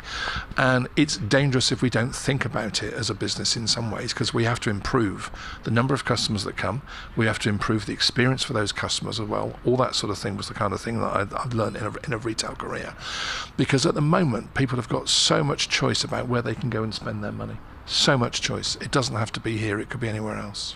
Zafar Kahar with the first over from the College Chapel end, which is chopped away by James Vince down to deep point. I think, were the numbers not something like 400 for lunch on the first 3 days of this match that you had in, and those sort of numbers clearly make an important part in it's spreading the word, but equally it's a revenue generator for the club. Absolutely, and the more we can do that, and it's difficult, because as soon as you start talking about it as a product, quite frankly, people will say, it's not that for me, it's my life, and I understand that. But we have to get money into the game. Zafar in once more. Organ sweeps. There's a call from Vince for the single. Zach Chappell's throwing to the bowler's end, and Organ just about scrambles through. And I would argue that running any enterprise at the moment is more challenging because the competition out there, and I just mentioned, the in some ways, we often think as a board of the entertainment pounds. People have got money they want to spend on entertainment. It could be this, it could be the theatre, it could be the cinema, it could go to a football game. And you've got to do all you can to try and make sure that you attract as much of that. And I think it's really challenging. We've already seen with the T20, the sales were not as good as we hoped. Part of that was because the fixtures went out late. But part of it, I think, is people quite rightly are looking at the cost of living increases. And I think it's going to be a challenging time for the next couple of years in all enterprises. Here's Zaffa around the wicket, and Vince has a slog at that, and he's pulled that in a fairly ugly fashion away round through mid-wicket for 4, 18 without loss. Hampshire are trying to get this done and dusted very quickly. And from a business perspective, we have to make sure that we're fit for the future, and I think that's a really important point. Sure. And that's why it's nice to have you here to explain the kind of the strategy from both points of view. You've got to look at the running of the club, but also support the coaching staff in what they're trying to do. And they come back to the word, I use the word change, you use the word transformation. The other else. So it amounts to much the same. 18 without loss here. Hampshire, though, trying to get over the line quickly. In fact, this will be the third game this season where Gloucestershire have got to the final day and they haven't really got enough runs to challenge the opposition with the sort of testing total that would give them a chance. At Kent, they were only defending 88, and at Essex they were defending 71. So it's the third time in the last 4 that they've probably been 100 short of really being in the game. Reverse sweep from Vince, or it goes through Chris Dent. That's almost worth a diary note. It doesn't happen very often, and that's gone away down to the fence as well. 22 without loss. Dent's such a good fielder. You so infrequently see him make a mistake like that. Seeing as you've been on the board for some while, and the chairmanship obviously since last April, how has the streaming programme, obviously which we are part of today, how has that had an impact in pulling the club together? Vince tries to sweep Zaffa in terms of bringing supporters from literally all parts of the world back into connection with the club. I think it's been an amazing journey, really, and it's something that obviously we had a really tough time during COVID, but one of the things that grew because we couldn't have crowds in was streaming. Zaffa from the Chapel End into Vince, who thought about coming forward, and then just plays the little dab behind square, and he'll pick up one more to Marcus Harris. I think seeing how it's changed, the quality is fantastic. I'm not just talking about your commentary and the way you support things, but also in terms of we've now got not just fixed cameras. And actually, if you're sat at home, it's very easy just to have the television on in the background and you're just watching it and enjoying yourself and seeing where things are. I think the plus point is it brings the game to more people. It can be more accessible from that perspective. If I was to put a challenge up, it's in some ways it therefore makes it easier not to come to the ground because you see so much actually through your own television screen, and I think therefore in some ways that can be a challenge. But I would come back to the more you can grow the game, the more likely you will get people, entice them into the ground. Ryan Higgins to start a second over, punched off the back foot by the tall figure of Vince straight to Ollie Price. And I think it's interesting talking to some of my other colleagues around the county chairs, particularly if they have signings from South Asian countries. They might have signed a big Indian player. A lot of people will follow that player, and you will get a lot more hits on your site. Higgins again to Vince with James Bracey standing up. They'll look for 2 here down to deep square. Zaffa slings the throw in. I think we saw that with one. Was it Harris Ralph? Dan's just joined us again. Was it Harris Ralph in the Yorkshire game where the streaming numbers were really high because we felt that the interest from Pakistan was really much into him. It certainly was, and with Naseem Shah and Zafar Gahar here at Gloucestershire as well, the numbers have gone up, and we saw Leicestershire. Ollie, come on after this ball. Higgins in again, and I'll squeeze through the slips. There's nothing going Gloucestershire's way just at the moment, and that's gone all the way to the boundary at third man for 4. We saw India play a warm-up game at Grace Road against Leicestershire, and when they played England, and there was 4 million watching that. which is outrageous. It's absolutely outrageous. And But, I think one of the things you've done is you've made the sport so much more accessible for people. If I think back to my granddad who took me to the county round in 1969, you know, he would get a Gloucestershire report in the Western Daily Press or the Bristol Evening Post. Higgins in again, and that's aerial and caught by Van Vuren at mid-off.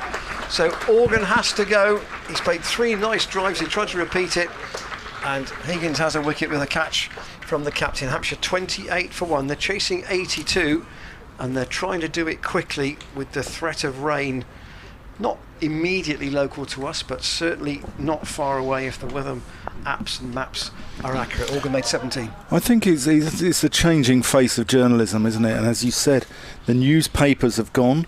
People now go online, don't they? And I wonder if television is going to, change and is going to go. I mean, we've just seen a new deal, but I'm wondering if that's going to change, and now things will start to go onto YouTube and that sort of forum, because that's what the kids are into. And one of the reasons the deal was done, and it was the same figures as we've had last year, and it gives surety to 2028, was that sport is still one of the few things that is watched live, and therefore advertisers will pay to advertise things to people that are watching it live. Almost all other television is watched on catch up now, and there's all kinds of ways you can avoid advertisement. So as a product, it's a really important way of having value in the television market.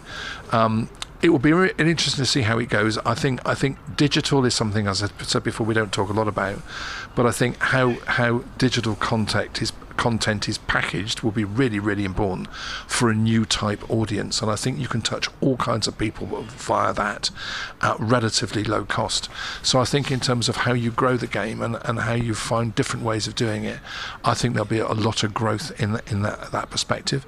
At the moment, those that watch us on a stream, I mean, it's a free product, which is brilliant, because it really widens people's view of things. And I think one of the challenges for cricket was when it went behind a paywall with Sky. It was really challenging because it gave a lot of money into the game, but actually it cut the game off from lots of people that would normally participate in it. And I think that's a real challenge, and we've seen this year. Higgins to go into Nick Gubbins, who's the new batsman, and he defends out on the onside. The part of the deal is more on terrestrial TV as well, so it gives a visibility, and I think that sort of hybrid model in terms of playing on terrestrial TV or in a wider environment where people can see things is going to be really important. Otherwise, you're shut away for the privileged. I got 2 last questions. I think Dan will then go on. take over after this ball from Ryan Higgins. Actually, one's only a thought really. Higgins in, and that's punched up to mid-off. You said about one of your board members saying that the players are like a set of actors on a stage. The one thing about sport is the end of the play is different every time you go, and that's why you've got to keep people coming back, because you don't know the conclusion. So that was one thought, and the other thought was in a wider sense about the Andrew Strauss review. Whatever it may hold, is it frustrating for you and all the people in your position that the teams are playing this season without knowing what they're playing for, because that just doesn't feel right? On your point about it's a drama, I think you're spot on. I thought he was going to bowl then, but he's just dusting stuff up. Zafika Ha going to continue this Shakespearean tragedy post-lunch for Gloucestershire here.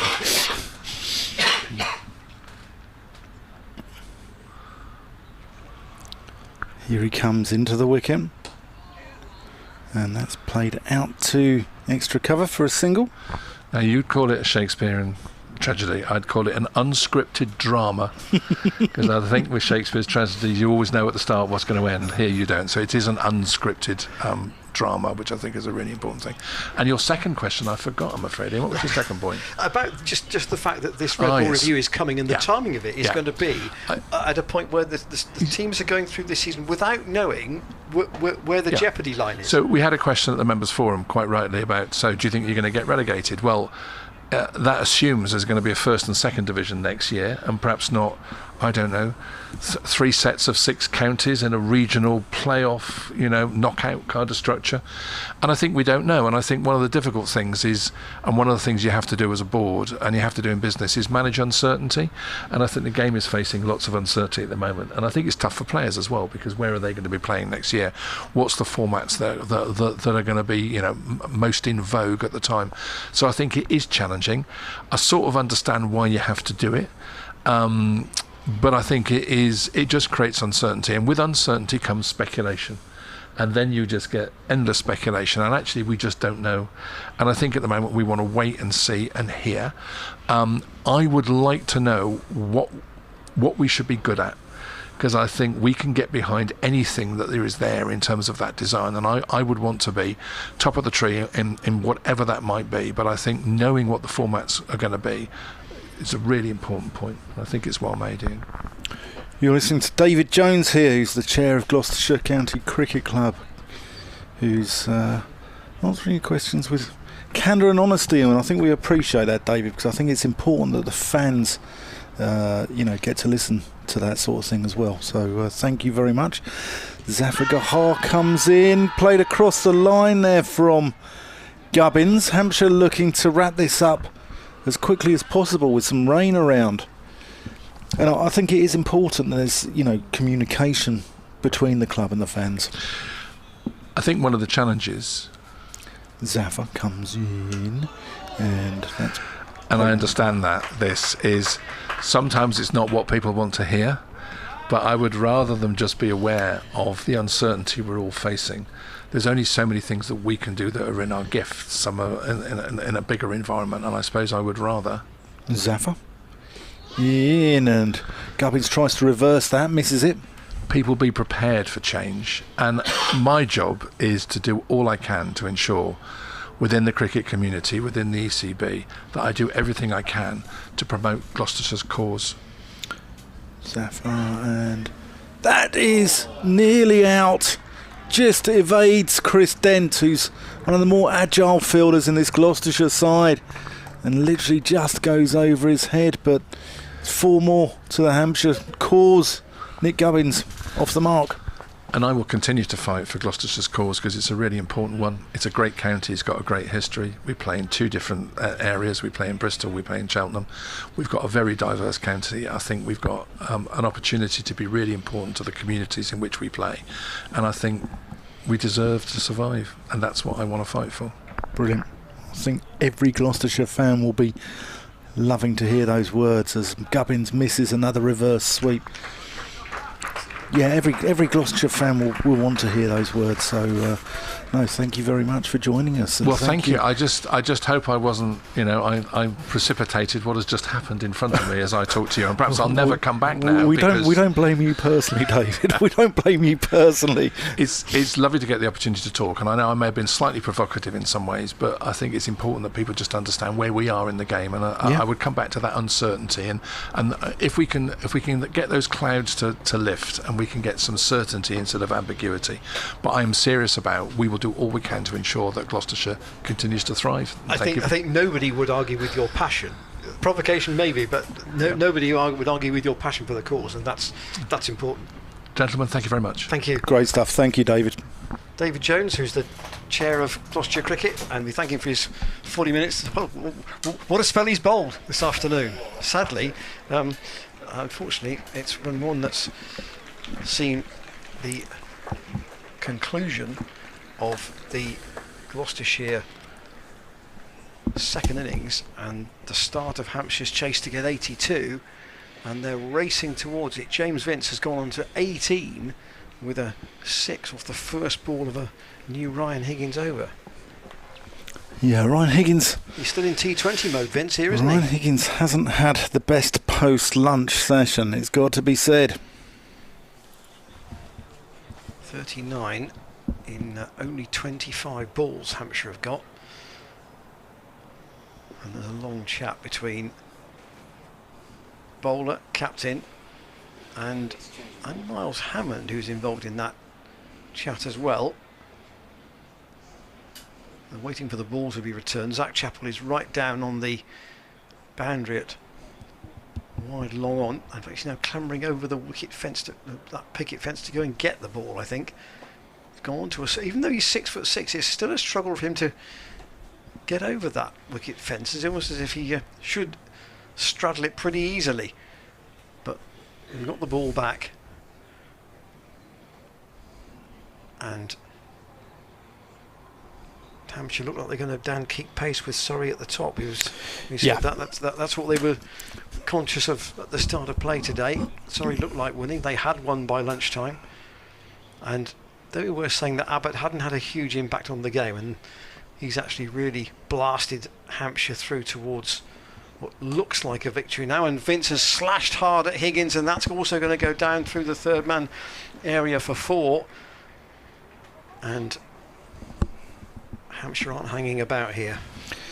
Yeah, we spoke about, this game had draw nailed on, didn't it, at lunchtime? And Gloucestershire, I don't know if Gloucestershire have thrown this away or whether it's been brilliance from Hampshire, but it really is disappointing. It's disappointing for the fans, the people listening in, and it looks like another game is going down the Swanee. 43 for 1, Hampshire more than halfway to their total. Big swing and a miss from Vince.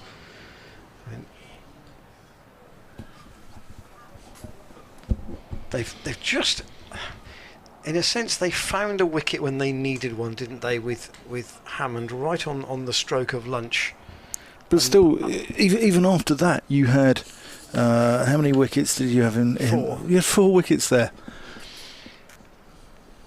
Down the leg side this time from Higgins, taken by Bracey, but not tidily. You had 4 wickets there, and even so, I mean, Gloucestershire pride themselves on having a depth down the order, and one of your main batsmen's hold out to square leg in a game where all he needs to do is just try and save it. Higgins in again. Vince drives down the ground again. Fortunately, on this occasion, there is Chappell there, and he bowls the ball back in. Indeed, there was some fairly extravagant shots from Chappell too, to be fair, although it was largely when it was just he and Josh Shaw left. It's like they don't have the belief to be able to defend. Higgins into Gubbins this time. The left-hander also finds Chappell up at long on. But it's David Jones made an interesting comparison, didn't he? I know it's a football comparison, Norwich City against Manchester United, but it does feel a little bit like that. And Norwich have bounced up and down in the football, in the Championship to the Premiership and Premier League, and Worcestershire cricket have gone up and down 5 times between Division 1 and Division 2 in my memory in the last 20 years probably. Yeah. So they found it hard, and Gloucestershire of course played up for a long period in Division 2 without looking like getting out, and then Richard Dawson had this sort of incremental improvement, which started with the bonus of the Royal London Cup win, and obviously was terminated by his elevation to a role with England, which was well deserved given the job he'd done.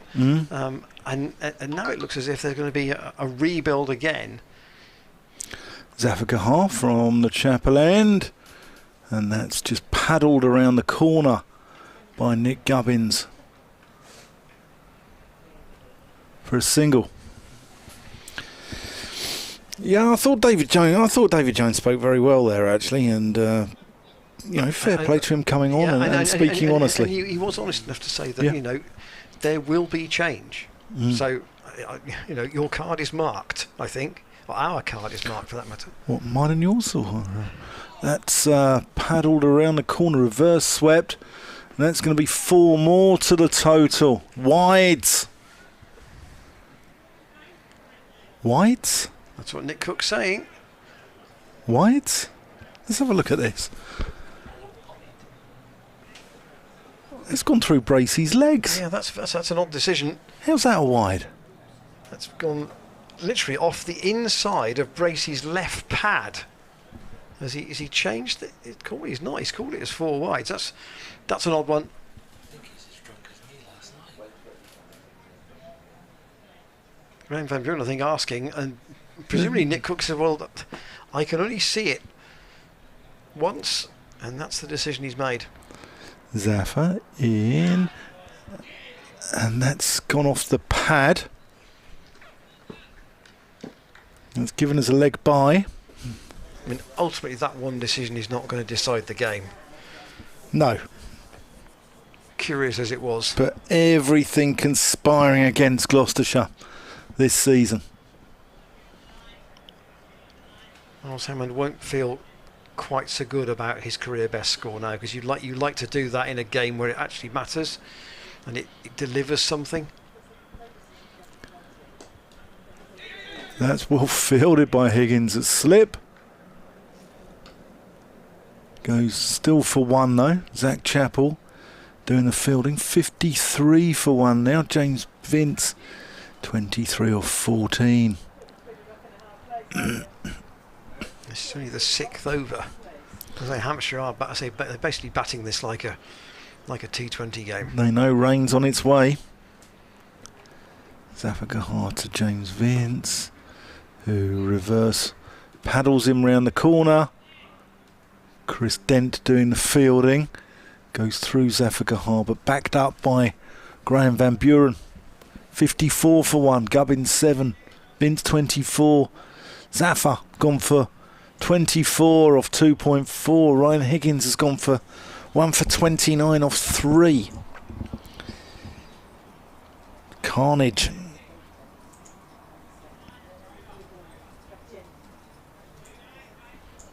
Oh, Gloucestershire.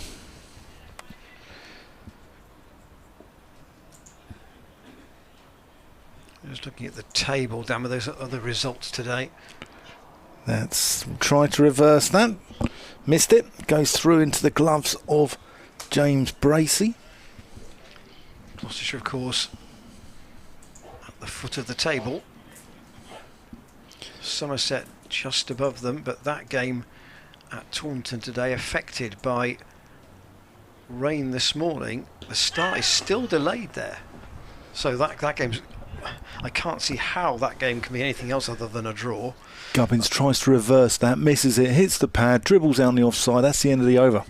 Yeah, I can't see that being any other result, and Somerset have to go to Essex this week, which is notoriously tough. So the table says Gloucestershire 50, as things stand, Gloucestershire 55, Somerset 72, Warwickshire, who lost today, 99, but Warwickshire have played 10. Gloucestershire, of course, will have played 10 after this game, and Somerset will have a game in hand. So, yeah, Warwickshire not safe, but it's a big gap, and Gloucestershire still have to play Warwickshire at home. That may also be. In fact, they've got to still play Warwickshire and Somerset. Gloucestershire fan Ruth Charville, just seated to the right of the media tent here, shaking her head. Doesn't look happy. Ruth's not happy. Higgins to continue. Hampshire's target is 82. They're 54 for 1. And Graham was just saying to Higgins to not delay unduly. Vince has pulled that high in the air and he's caught at deep square. So Higgins gets a wicket. The catch then there taken by Zafagahar. And he may not have much luck with the ball, but he's safely pouched the catch, and Vince goes for 24. But he's certainly helped his team on their way here to what looks an inevitable victory. 82 is their target, and they've been helped really by Kyle Abbott blasting through either side of lunch. He finished with 6 wickets in the Gloucestershire second innings. Miles Hammond, a career best 169. Ryan Higgins made 63, but he was out in, you would say, curious circumstances. Curious circumstances given the shot he played. And James Fuller is going to come in what's looking like a heavily adjusted batting order for Hampshire here in this second innings. Unsurprisingly, they've put their steadier players down the order. Yeah. Where's that rain when Gloucestershire need it? It may not arrive. Someone's just sent me a message and said they should appeal against the light. Well, it's not even down to appeals anymore, is it? It's completely down to the umpires. Well, it is quite dark to our right, actually, but I don't think that's going to come in time. Hampshire are trying to make sure it doesn't. So Fuller's come in at number 4. So face his former Middlesex teammate Ryan Higgins. Graham Van Buren trots away to deep extra cover, 3 parts of the way to the boundary. Bracey standing up, Higgins to bowl to him, and Fuller's also got that in the air. His first ball has gone for 6. Welcome to the game. That's gone way over the red marquee on the Sanford Road side of the ground for 4, and the rain is approaching Gloucester, it would seem. That's the only thing that can save Gloucestershire. About 10 miles. I wonder how long it will be before it's here. There are some dark clouds around, but the light perfectly good at the moment. Hampshire need 22. Higgins again to Fuller. Doesn't really time that, but he will get it all the way up to Chapel at long off. We said during this morning while Josh Shaw was with us, whether that drop from Felix Organ was actually taking the energy away from Hampshire, but they found it with that Hammond wicket right on the stroke of lunch, and then basically harnessed it after that. And as they've harnessed it, Gloucestershire look as though it's ebbed away from them. Higgins around the wicket. Gubbins has tried to pull that to deep square. He's got it off the toe of the bat, and it will go down to fine leg for 1 run. Today's Friday, Dan. Normally you're umpiring on a Saturday. Are you umpiring tomorrow? I am, yeah. Southgate Adelaide versus Watford Town. Start time? 12 o'clock. 12 o'clock. Yeah, so be at the ground at 11. Do my inspection, do my walk around. Higgins in, and again that's wound up by Fuller out towards deep mid wicket, and again they'll only pick up just the 1 run. Of course, there's cricket here tomorrow as well. Western Storm against the South East Stars in the James just look at me, is it in the Charlotte Edwards? Rachel Haverflint. The Charlotte Edwards is the 20 over. That's yeah, I should have remembered that. So 11 o'clock start here tomorrow. Do come along and look at the Storm, and a sharp chance of a leg by here, and Higgins watches James Bracey try and throw the stumps down at the ball was in, having come round from behind the stumps, but Fuller got home, and Hampshire now 18 from victory. I think Hampshire have seen this forecast with rain at Gloucester, which is 7-8 miles away from here, and I think that they probably think very nervous. 4 or 5 overs, probably. What way is Gloucester from here? Which way? Yeah, that way. That way. That way comes out well on air, doesn't it? That way. To our left. To the Chapel end and beyond. No, it's 10:30 start tomorrow. Thank you, James, for correcting me on that. But just to re-emphasise that the Royal London game here is at 11 o'clock. Yeah, Hampshire probably think they've got maybe 5 overs to be absolutely sure. And that ought to be enough the way they're going at it. Safa to continue. I think it could be this over if it's not careful. Is Zafar? No run. Gubbins tries to reverse him.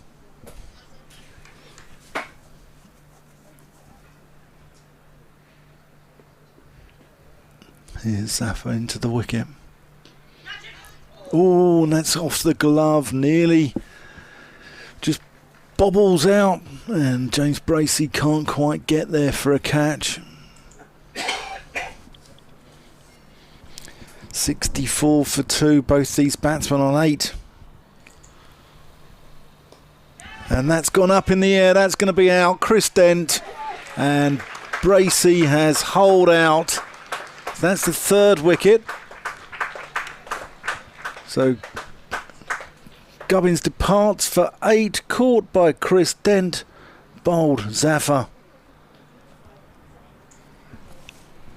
But it's too little, too late. Yes, 182 to chase might have been interesting, mightn't it? But I mean, David Jones kind of made the point well in his chat with us earlier. It just feels as if the other teams are just that bit ahead, and Gloucestershire can't bridge that at the moment. That's is the bridge from Division 2 to Division 1, which they thought they could bridge with the signings they made and the squad at the start of the season. That's proved too difficult. And I suppose if you take a almost fully fit squad, they had a competitive game at Northampton first up, and the game against Yorkshire where they were left to get more than 200 in the 4th innings in 60 overs. That's not that you're pretty close in terms of competing in that score. That scores bracket. In other games, though, they haven't been. No, and I don't think the fans mind if they're learning along the journey, but they seem to be making the same mistakes over and over again. Here's Zafar Gahar bowling to Keith Barker here, who's come in up the order, and Barker tries to go reverse sweeping, first ball, and misses it. So Barker and Fuller, the big hitters. Impossible to predict who might come in next to one of these goes. Abbas. That's well hit, and brilliant fielding there from Zach Chappell. Gets a warm round of applause from the Cheltenham faithful. Hits it hard, doesn't he, Keith Barker? 50 in the first innings. Zafar into him, and that one is placed 5 yards away to the left of Zach Chappell, and he gets nowhere near it. It runs away for 4 runs, 14 to win. Yeah, 68 for 3 Hampshire. It's played out in a very similar pattern to the game here last year, where Hampshire basically had Gloucestershire behind the game, batting in the 3rd innings, and they've bowled them out with a small target to get. Last year it was 56, this year it's 82, and it's kind of a,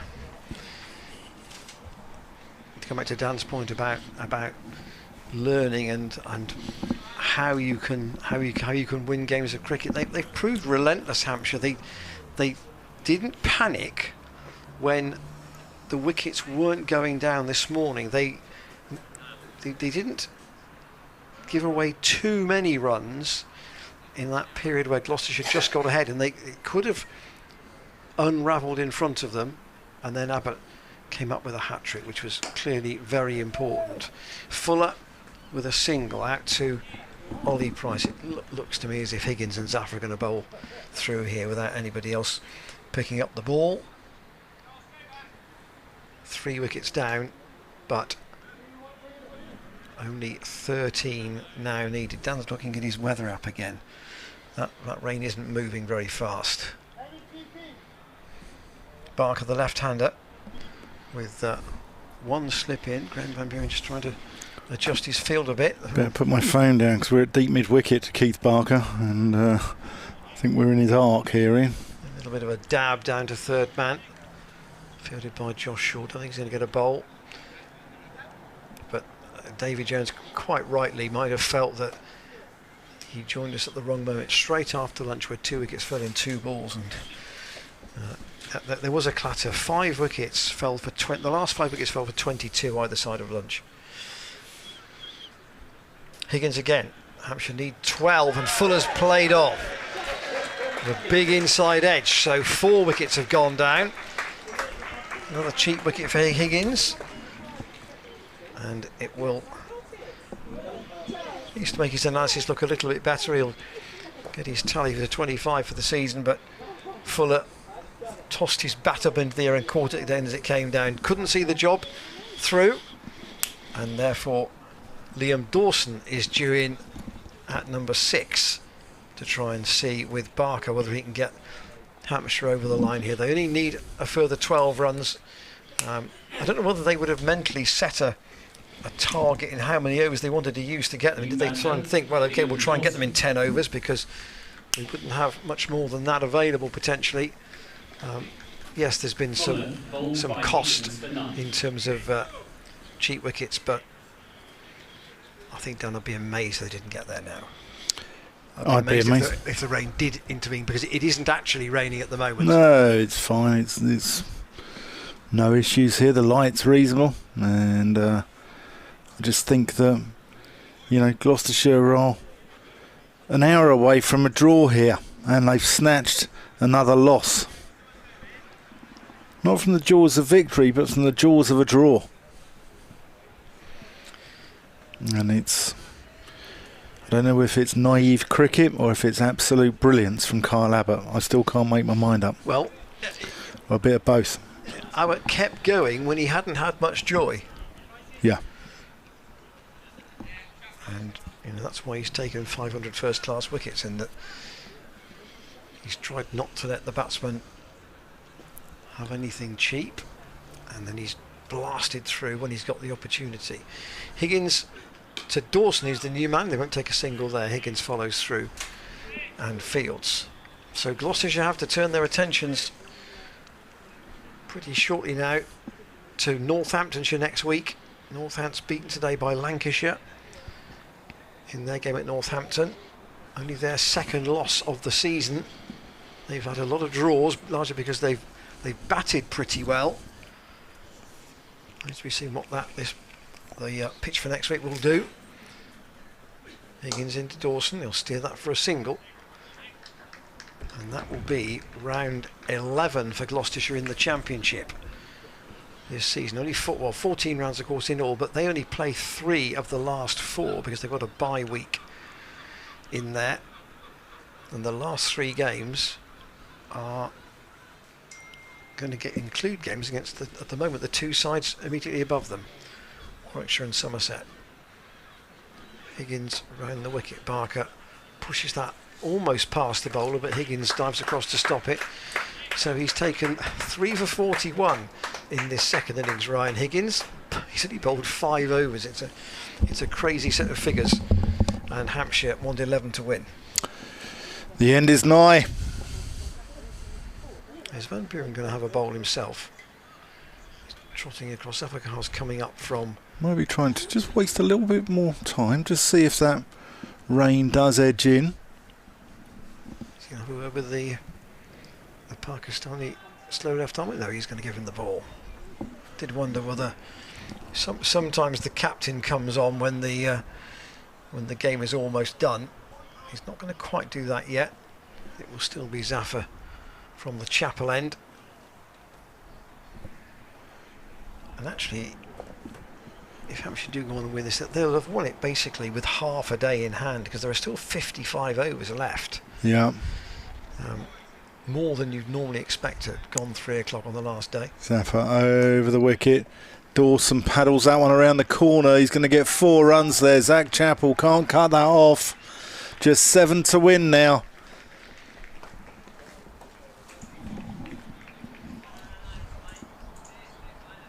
We should say thanks for all your emails and input during the last 3.5 days. We very much enjoyed having you with us, and hope you can join us again on Monday. There is coverage of the Storm game tomorrow, with pictures from here at Cheltenham, which you can watch on the stream. Zafar into Dawson. That's going to go. That's been given a wide as well. Hampshire fans down there finding their voices. Nick Cook giving it a little wobble of the arms there with his wide. Don't know. It's bizarre how this is been given a wide. Dawson kicks that one away.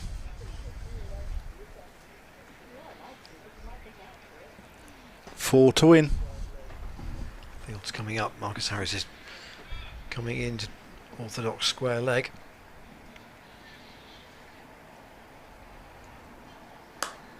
And that is the winning shot. Goes over the top of square leg. And that is the end of the game. Hampshire win by 6 wickets. And they pick up 23 points. Gloucestershire pick up just 2 points. And Ian, yet again, the first innings, which is crucial for picking up bonus points, was a shambles for Gloucestershire. Yes, 201 was all they managed in response to that 457 that Hampshire got. Graham Van Buren and Ollie Price, batted well in there with Van Buren unbeaten at the end and Ollie Price making a career best score, but there were some poor dismissals in that. Now, Miles Hammond recovered his concentration to make a career best in the second innings, but they were so far behind you couldn't really see Hampshire doing anything else other than enforcing the follow-on.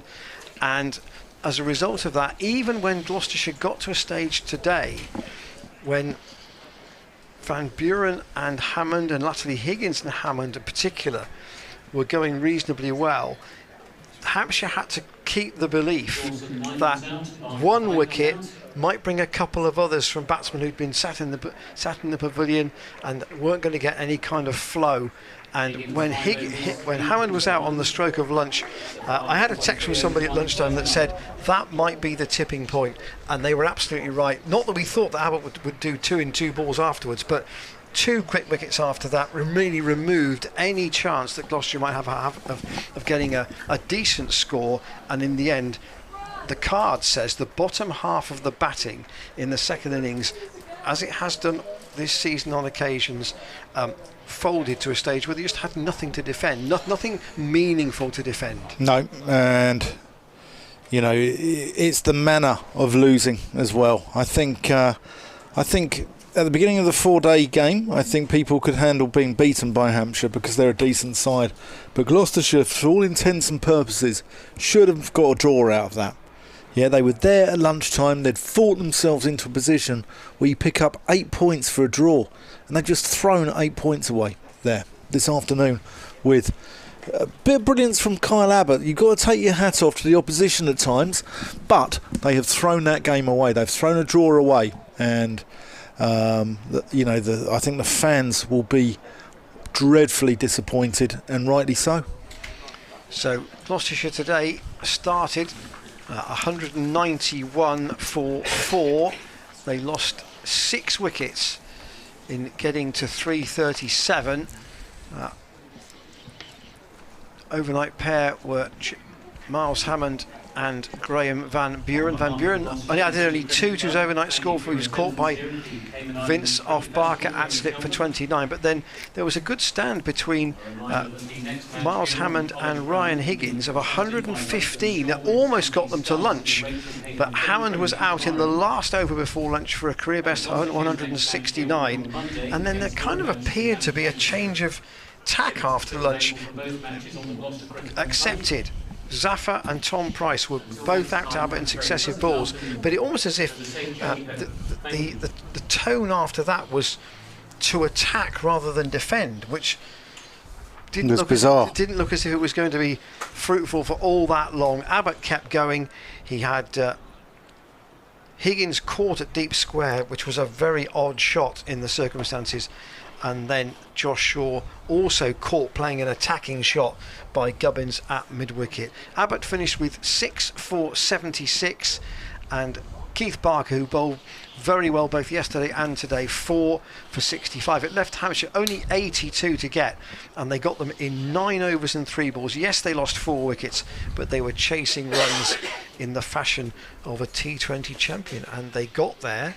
They've beaten the weather, and they've beaten Gloucestershire. They've won by 6 wickets. Yeah, and unfortunately Gloucestershire come out of that with just 2 points, and sometimes if you bat like that, that's what you deserve. And I think now Gloucestershire are 42 adrift, and with 4 to play. I can't see them staying up. I really can't. I think that is the nail in the Gloucestershire coffin. It's 7 defeats out of 10 as well, and 5 of the last 6 have now been lost. The only draw that in that game was drawn game was the rain-affected match against Lancashire at home, but somehow they've got to gather themselves together. Dale Benkenstein and Steve Snell have got to pick a team that will compete against Northants here starting on Monday. Dan and I will be back with you for then. Dan is umpiring tomorrow. I'm doing a load of washing and probably making a rascal cake for next week. Thanks to James Healy on the cameras. Thanks to you for your input on the emails and also on social media as well. The ground staff getting ready just to put the square to bed until tomorrow to make sure that they've got everything ready for the Western Storm game, which starts at 10:30. If you can be with us for that on the stream, please join us. But there is the scene at the Cheltenham ground with the pavilion in the background and spectators making their way home. Dan will do battle with the motorways, and we'll pack up with news here from Cheltenham that Gloucestershire have been beaten by Hampshire by 6 wickets. Dan and I will see you on Monday at 5 to 11, but don't forget the Storm game on the stream tomorrow from 10:30.